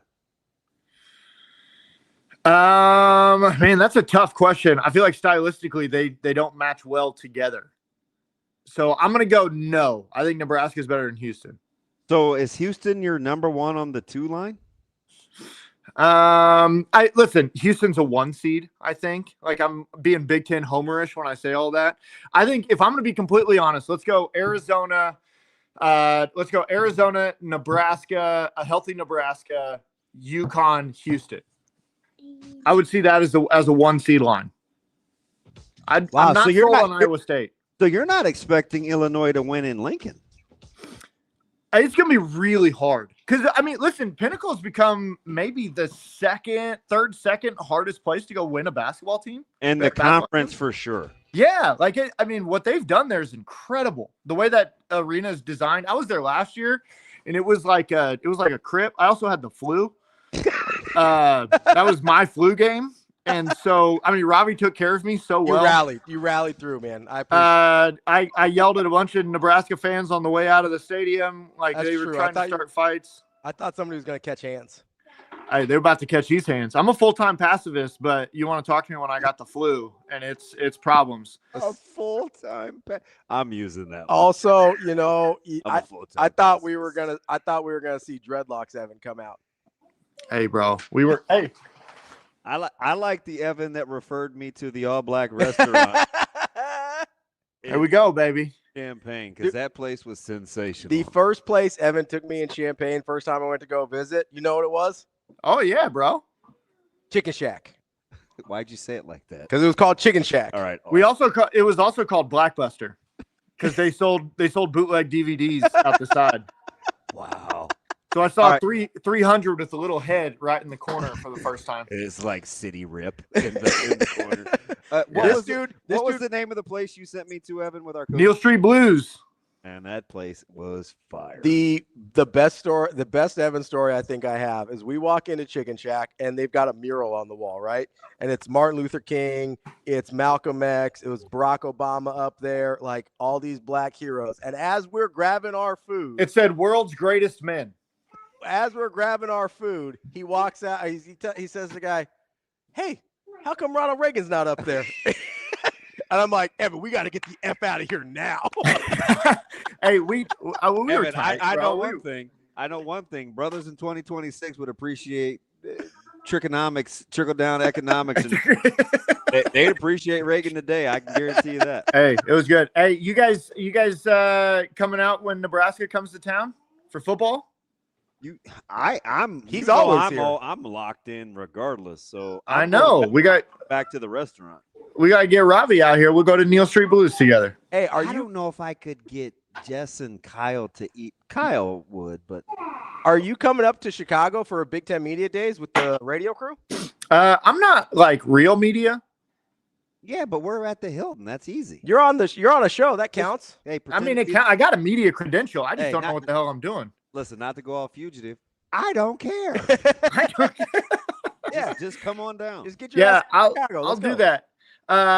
Yeah, maybe I'll come up and hang. Considering all your Uber drivers are like, yeah, I make my margin by driving people from Champaign to Chicago. Yeah, it's all the international students here, man. They love that little Uber trip up to O'Hare. There's got to be $80, 90. Bro, they got bags, bro. Like these international students that come over, man, they got bands on bands and they're whipping around campus in Lamborghinis and dude, the Uber drive, they wait to go from Champaign to Chicago. Man. Yeah. There we go, man.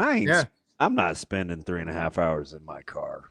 Bro. It's only 2 with a stranger. It's only 2, right? You got to get back. Oh, yeah, it's 240. No, they're going. They're going to O'Hare, so they're getting out of there. They're not coming back. This isn't a round trip. Wow. For Uber, it is. I'm talking about the driver. But thank you, Evan. I'm dealing with a ding dong. You drive. Yeah, I don't know what he's doing. Hey, are we gonna chat next Friday for Illinois Nebraska wrestling? Yes, because I'm a big bird guy. I think he's flying under the radar, and I want some insight. He's a dark horse in my opinion for wrestler of the year. from anybody that's not from Penn State. Well, and how is that even possible? Reigning national champ, undefeated, still just, and he's under the radar. He's sick. Dude. Yeah, we're gonna talk. We'll preview. Okay, we'll chat. All right, buddy. That's our boy Evan Stone. Listen to him, 93.5 The Drive, ESPN Illinois. Appreciate you, buddy. We'll talk to you later. See you guys. Thanks, E.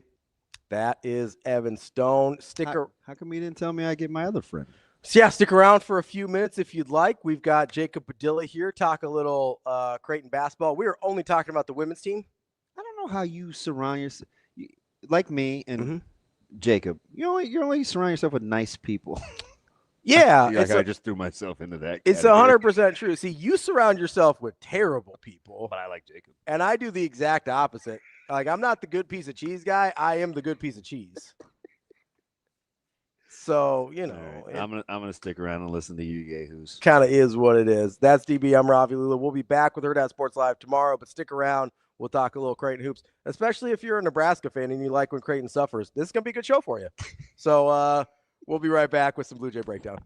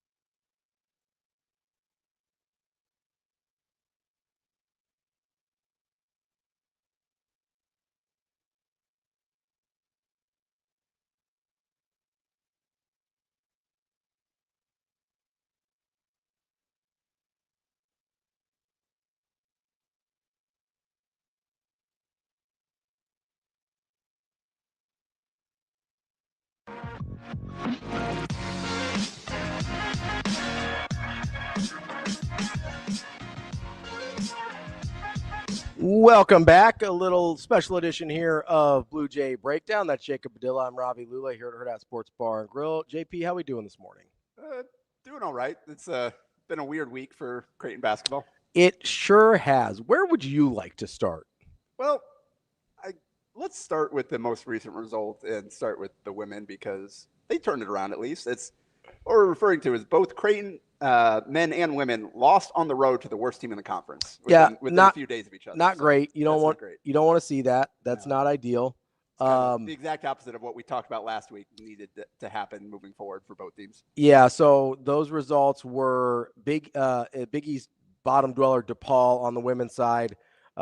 Creighton lost 76-61 in Chicago, and then came back and absolutely waxed St. John's last night, 81-51. So, I mean, to me, this is less surprising for the women's team, and we'll get to what's happened with the men's team, but it's less surprising for them because of the youth, right? I expect a certain amount of variance, also because of how they're constructed, where they're, very shooter dependent, and not that the men aren't, but because of that's sort of their between the youth and how they like to play, there's going to be some pretty wide variances. Obviously, this is not what you're looking for, but it is not totally out of the blue to be like, yeah, you're going to see some of this. Yeah, and so and a lot of it too is the specific ways in which they lose. Yeah. Oh yeah, that's a young team. Like the DePaul getting 16 turnovers. Mm-hmm. When things started going, they got sped up, and that's what you can't do against DePaul. They're a chaos team. Mm-hmm. They're not very good,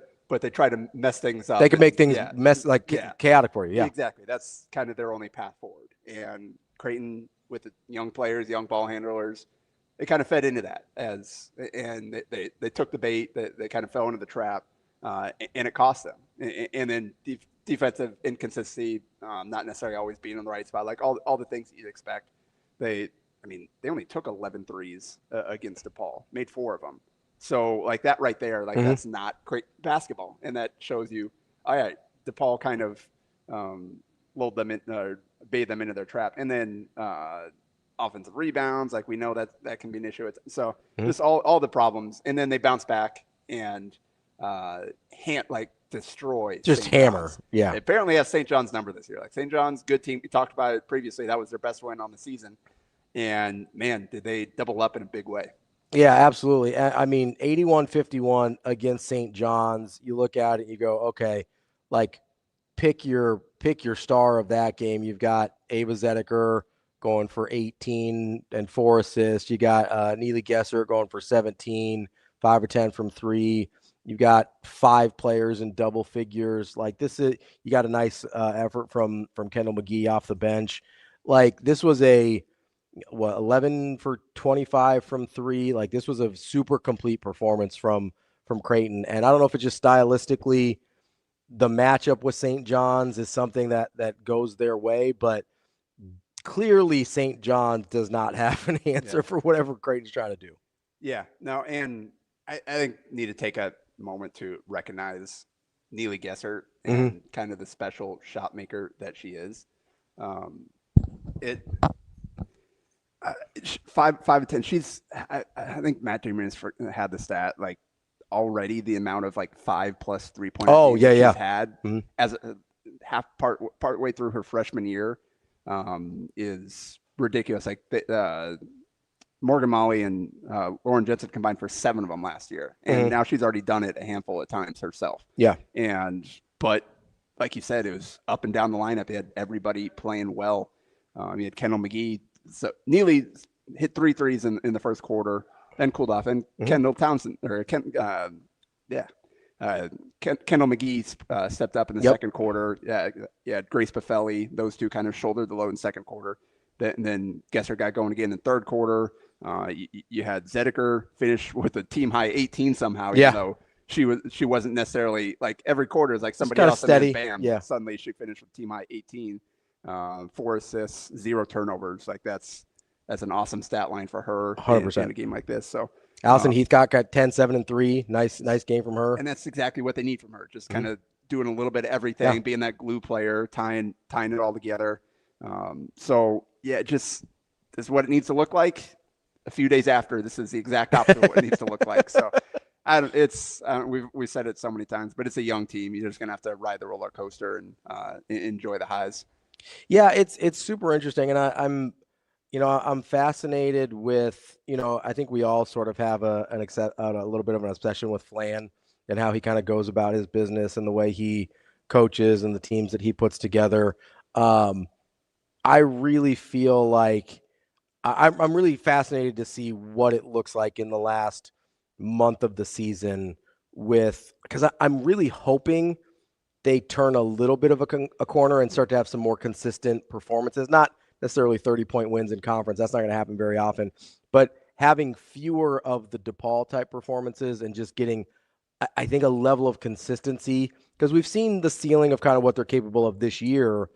Can they sort of even things out in terms of a game in, game out? You did the roller coaster motion earlier. Can we make that little like gentle hills instead of like steep cliffs? That's what I'm looking for in the last month of the season. Yeah, and to clean up that stat, it is her 5th game with 5 or more threes already as a freshman, and Molly and Jensen did it a combined 7 times last year as seniors. So that just kind of, and she's now leading the Big East in 3-pointers made. Yeah. So like she is a special shot maker, and this even we saw they were without Elizabeth Gentry in this one. You had Tara Dodgett step in and have to play a few minutes, and she scored at 12 minutes out there. Got a rebound, got a bucket. So good experience for her. They're down to 8 healthy players. Yeah. So that is an issue, but 12 minutes is real rotational time. Yeah. Like that's not 2 minutes in this half, 2 minutes. Like that's a real rotation set right there. So that's, good on her for being able and ready to fill those minutes. Like that's important. Yeah. Hopefully, especially with the health situation. Yeah. Hopefully they can get Gentry back because with 8 players is not necessarily something that you want to have to roll with. And Flannery's talked at times about like they've been effective with some full court pressure at times, but can't really do that when you have to ride your players so many minutes. Yeah.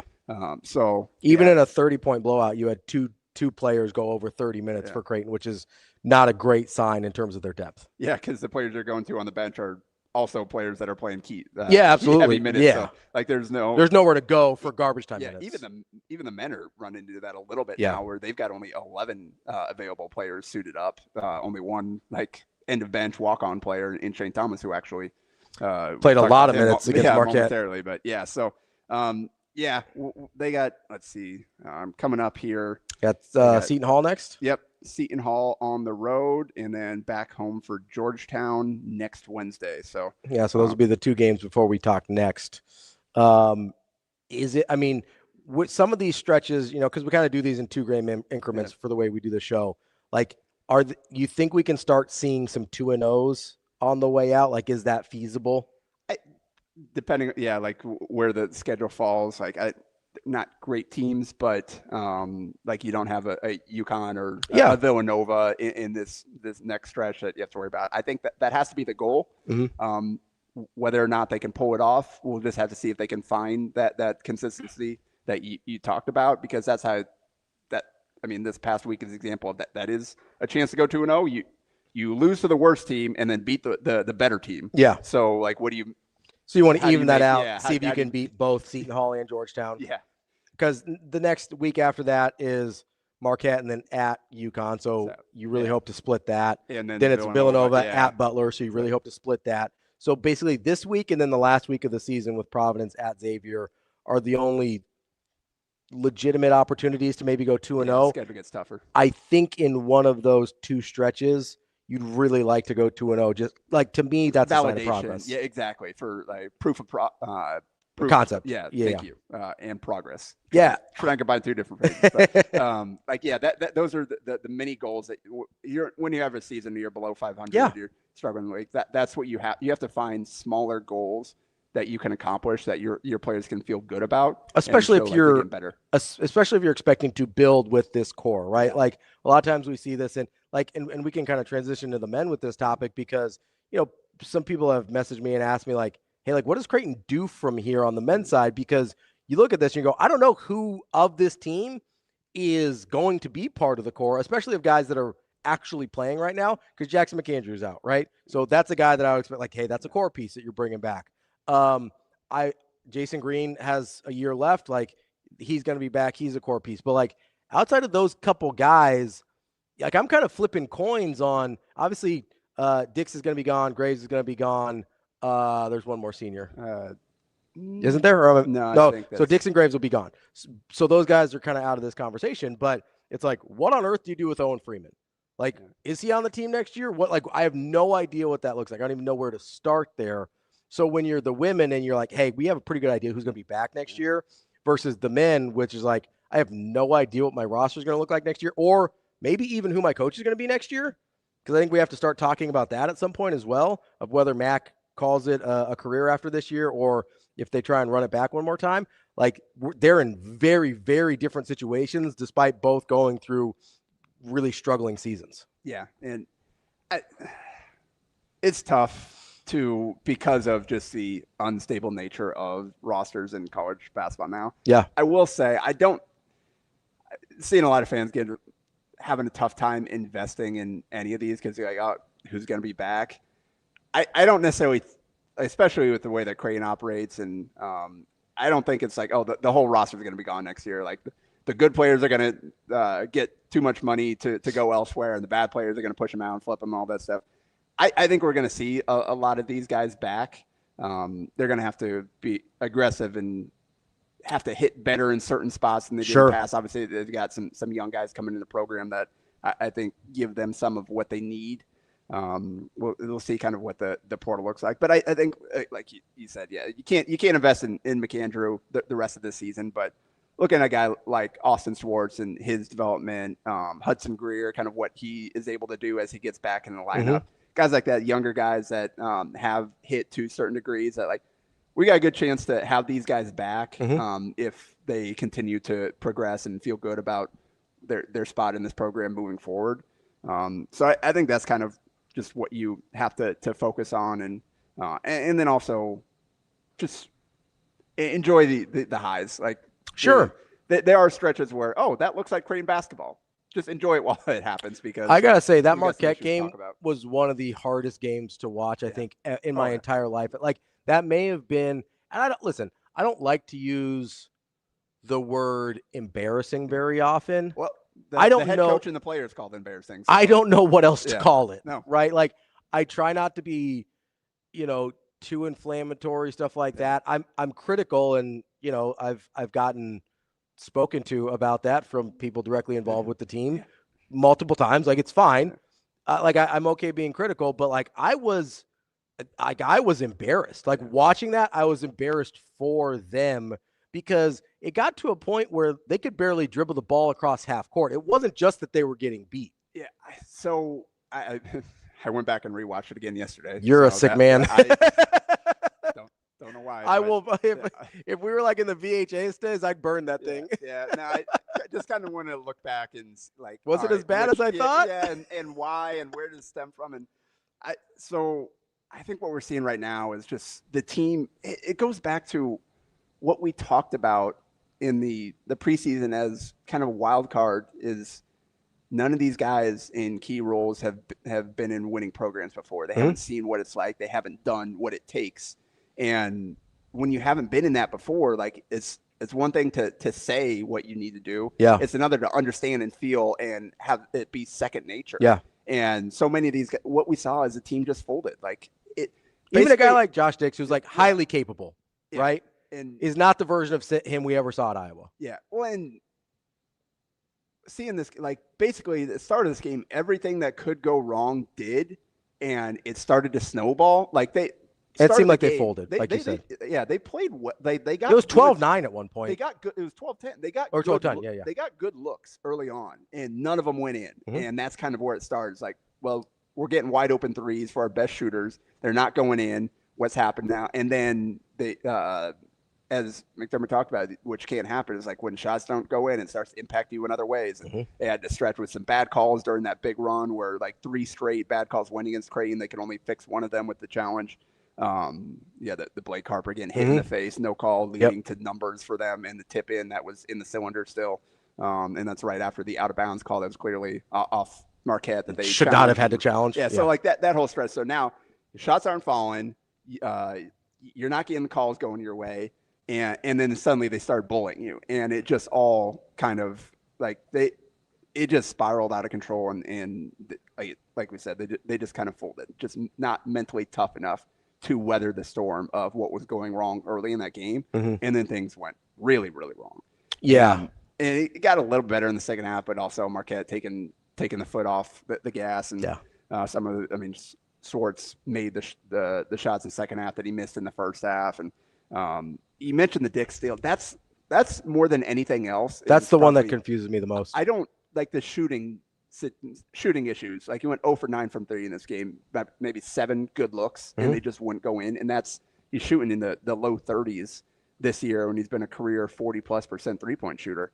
And some of it is like, he's having to do more defensively, having to do more ball handling. He's gotten a lot of grenades late in shot clock. So all that impacts his shooting percentage. But in this game, he got his first 3 looks were great looks.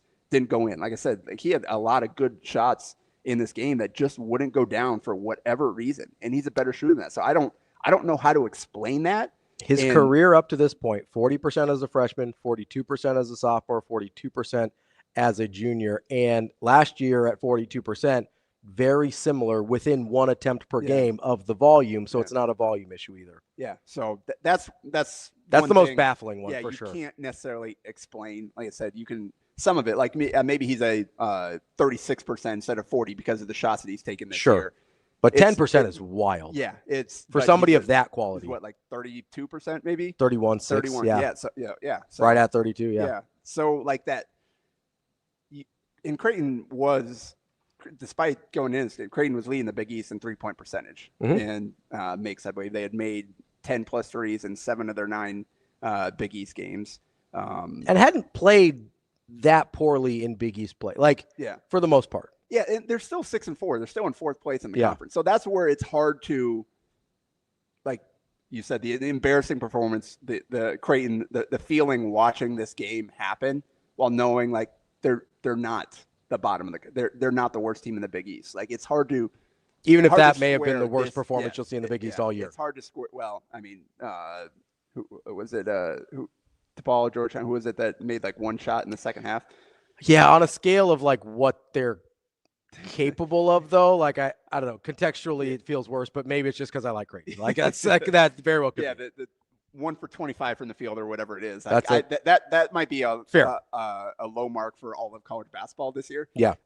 If you're just talking about single half performance, but this was the worst Creighton performance, the biggest halftime deficit since the Rick Johnson era. Yeah, 33 years. You never want to invoke the Rick Johnson era when you're making comparisons to modern times. So that's how low this team is capable of getting.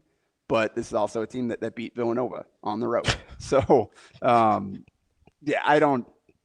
it's tough. There's so many things have not worked out like they expected. And we're at a point now. So we got to talk about defensively and then we'll get to the offense. Mm-hmm. They're at a point now that you look at these last 5 games and just look at these last 5 games on Bart Torvik.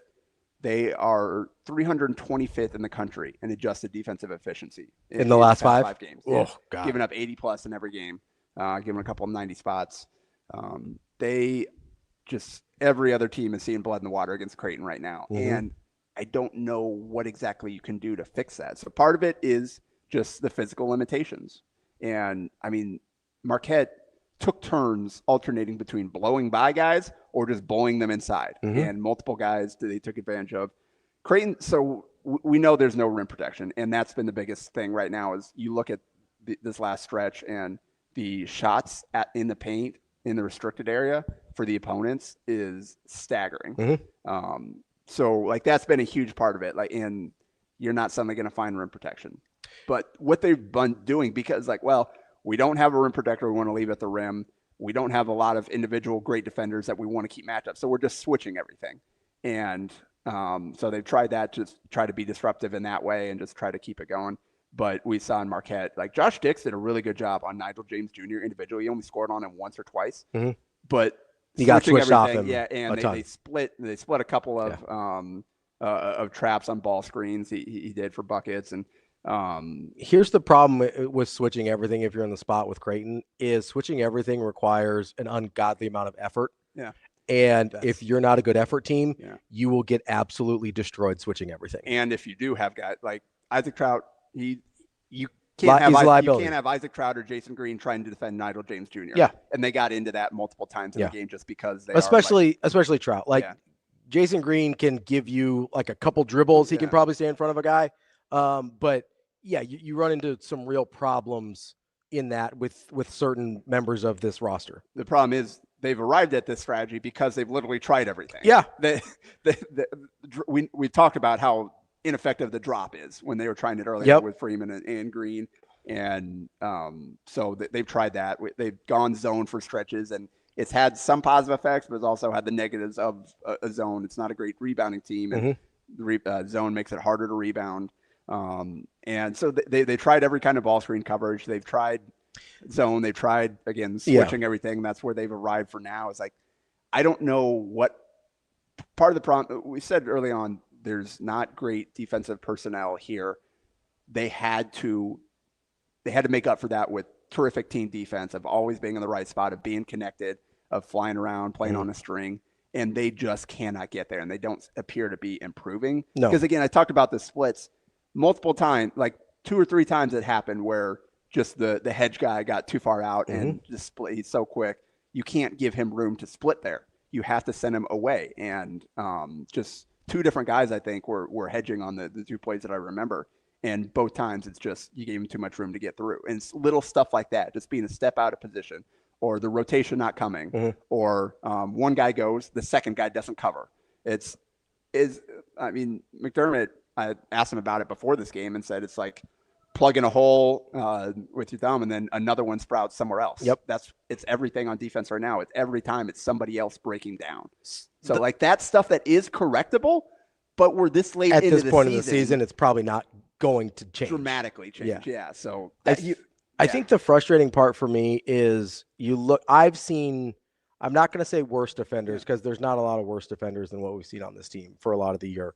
I will say I've seen less physically capable defenders defend much better than this because of what you talked about, the connectivity and the effort. Like, to me, you can go a long way and not be super physically gifted on defense with chemistry with your team, being able to move on a string and know wherever he's supposed to be, and just giving high level effort all the time. And Creighton doesn't do either of those well. Hey, I know Creighton fans don't like comparing to the team down the road, but Nebraska is a perfect example. They've got some guys that are a little bit more physically equipped, but not dramatically so. They also don't have rim protection. Yeah.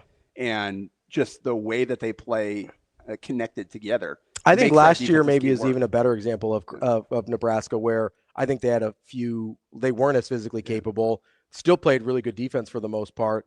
And it was because of what we're talking about here. So I think that's the really hard part for me, is it's a thing that if they were able to get on the same page is fixable, but we are way past that point. That being said, that is at this point, they've tried everything. There's no secret. There's no easy fix here. Strategy that was going to fit this team. No. Like, it's just a flawed defensive team. What you have to do is try to make the incremental improvements to give yourself a chance to compete, to get a little bit better, find the guys that are going to make the rotations a little bit quicker, that are going to communicate a little bit better. Like, you just have to put a big emphasis on that, and maybe playing time has to start correlating with that. And because you got to find a way to squeeze out every little bit you can from this team on that end. That being said, like, there's probably a ceiling they're going to hit on that end. What this team has to do, we go back to what McDermott said at the beginning of the year. Like, it's going to have to outscore some people. Exactly. Yeah. And there have been stretches where, like, their defense was better than their offense at one point in the season, which hard to believe. Yeah. But just in terms of their KenPom rating, they were better at one stretch when they seemingly turned things around midseason. Obviously not the case anymore. But they're going to have to. You're going to lose some games because of poor shooting, like this one. 7 of 34 from 3. Again, that's an outlier for what they've done in Big East play to this point. They've been able to, even some of these games they've given up 80. Like, they're winning every other game. Yeah. So but what we saw is them. It's not just that they missed threes. That was certainly part of it early on. But in this game and in some of the previous ones, the offensive execution isn't there. No. They've got to find a. How many times do they get stuck late in the clock? And how, like I talked about, countless the grenades that Dix has had. Yeah, Dix has had. That's to take part of care the in problem sports. with the shooting numbers is some of that's on them. Some of it's not bad luck. Yeah. Right. Like some of it's because they aren't getting good looks. Some of it's because they are getting stuck late in shot clock and things like that, and they are executing well. Because there's been times in years past where you feel like you're executing well, you feel like you're getting good looks, and you just don't make them that day, and it kind of is what it is. That hasn't been the case a lot of the times for Creighton this year, but especially against Marquette. Yeah, and they're 242nd in average possession length, and I know like playing with pace and something that McDermott has always stressed, playing fast and all that stuff. Creighton's never been a quick shot team.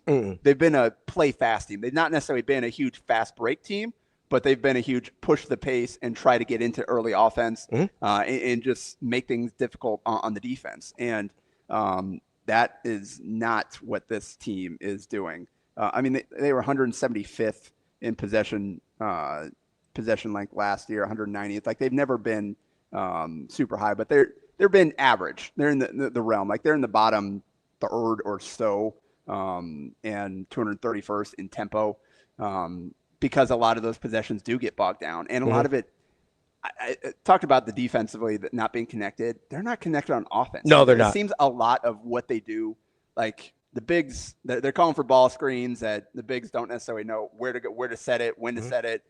They don't get out of the screen. Like Jason's pretty good at it, but outside of that, like Freeman was struggling with it. Conan is struggling. He's been out there. The timing's off. Yeah. They don't know. And here's the thing, and not to bring up Nebraska again, but one of the things that's really impressive, I think, is because I think a lot of these are reads. I know Nebraska has a lot of set plays as well, but I think a lot of it when you're deciding between a slip, a real screen, a pick and pop, or a slip and pop, I think a lot of those are just reads, right? Yeah. Where the defender's playing it, how they're defending in that particular moment. If you don't have the timing and chemistry down on that, you lose all of those options. Yeah. So one play becomes one play as opposed to one play becoming 4 or 5 plays. Yeah. And so you got a lot of possessions where it's 5 guys out there kind of doing their own thing. Yep. You got a couple guys just standing, spacing the floor, but not being a threat. You've got, again, whoever's stuck with the ball in his hands, calling for a ball screen, but they don't come tight off the screen. The screen doesn't get set, or the guy doesn't roll hard. Or the spacing is wrong, so they don't, whatever it is. Or you've got a guy posting up, got a decent position, and the guy never looks at him. He dribbles out and swings it. And like just they spent so much time working on just these little quick hitter actions to try to get offense flowing. And all that stuff, none of that stuff is translating, is working in the game to create anything. So there times that you're handling against pressure, you sometimes you don't even get the ball up the court until there's 22 seconds left, and then you waste about 10 seconds running an action that doesn't get you anywhere. Yeah, get you nowhere. And then suddenly you got 10 seconds left on the clock, and you got to go into panic mode and just make something happen. Yeah. And there are just too many possessions like that where it's just not connecting. So they have to find a way to get more consistent. Again, we've seen stretches where, okay, that's Creighton basketball. You had really great possessions there. The ball's moving. You're getting good penetration inside out. You're getting guys in spots where they can be dangerous. Like, it's just so inconsistent from possession to possession in that regard. So like that, more than anything, that has to get fixed. You can't get bogged down in the half court nearly as much as they do. And like they don't have truly dynamic individual players, but not like shot creators. There's still enough offensive talent on this team. Again, we've seen it. It shouldn't look like this in the good games. Like, okay, you have to do that every single game now because of where you are at defensively. And so you can't have those possessions where just nothing happens and guys aren't playing together and you got guys missing reads. Like, there are a lot of guys that don't, like Shane Thomas had a great cut off of Josh Dix. Didn't get it. That stuff doesn't happen.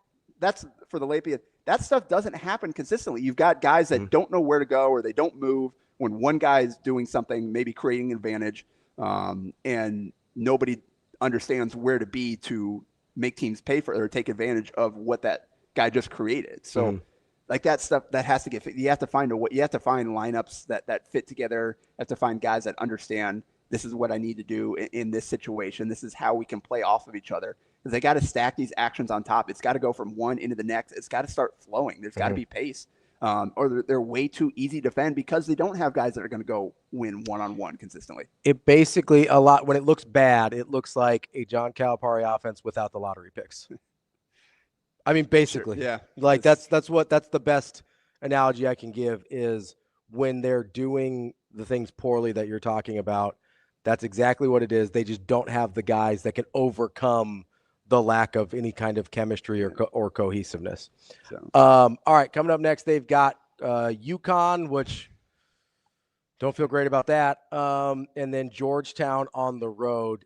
You got to come away with that Georgetown. You got to come away with a win at Georgetown. I will say Saturday will be an interesting test of this team. Yeah. Because of, the nature of the pink out. Yes. On top of coming off of this game. Because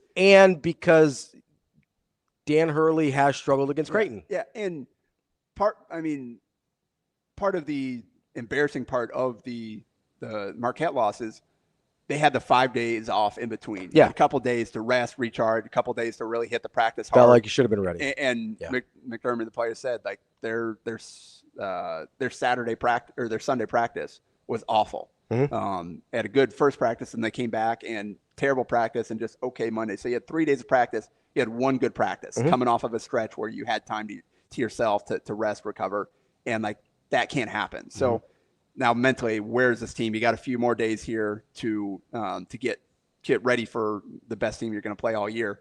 And again, with the pink out nature of it, what can they find? What can they find in these few days? How do they respond to what happened in Milwaukee? Can they find some resiliency to go out and compete against UConn and see what happens? Yeah. Like, again, if you still have any hopes for an NCAA tournament bid, this is a must win. Yeah, absolutely. Like you absolutely have to win this. They got like a 4.3% chance left at this point or whatever. Minuscule. To make the path tournament? forward, Yes. Any Yeah, path yeah. forward that doesn't include winning the Big East. Yeah. You have to win this game. And Absolutely. it's the next one on the schedule. So how do the players respond? Can they find something? Do they understand what went wrong and how can they fix it? So this I think will tell us a lot about this team, like whether they win or lose. How do they compete? How do they play? What does this game look like? Have they found anything to address the issues that we've just been talking about for the last 20 minutes? All right, that is Blue Jay breakdown for this week. That's Jacob Padilla. I'm Ravi. Lulla will be back next week as well, and hopefully we'll have something good to talk about with both teams for once. It doesn't seem like we've lined that up very well this year, but we'll cross our fingers and see what we got. JP, appreciate the time as always. DB and I will be back tomorrow morning on Hurrdat Sports Live.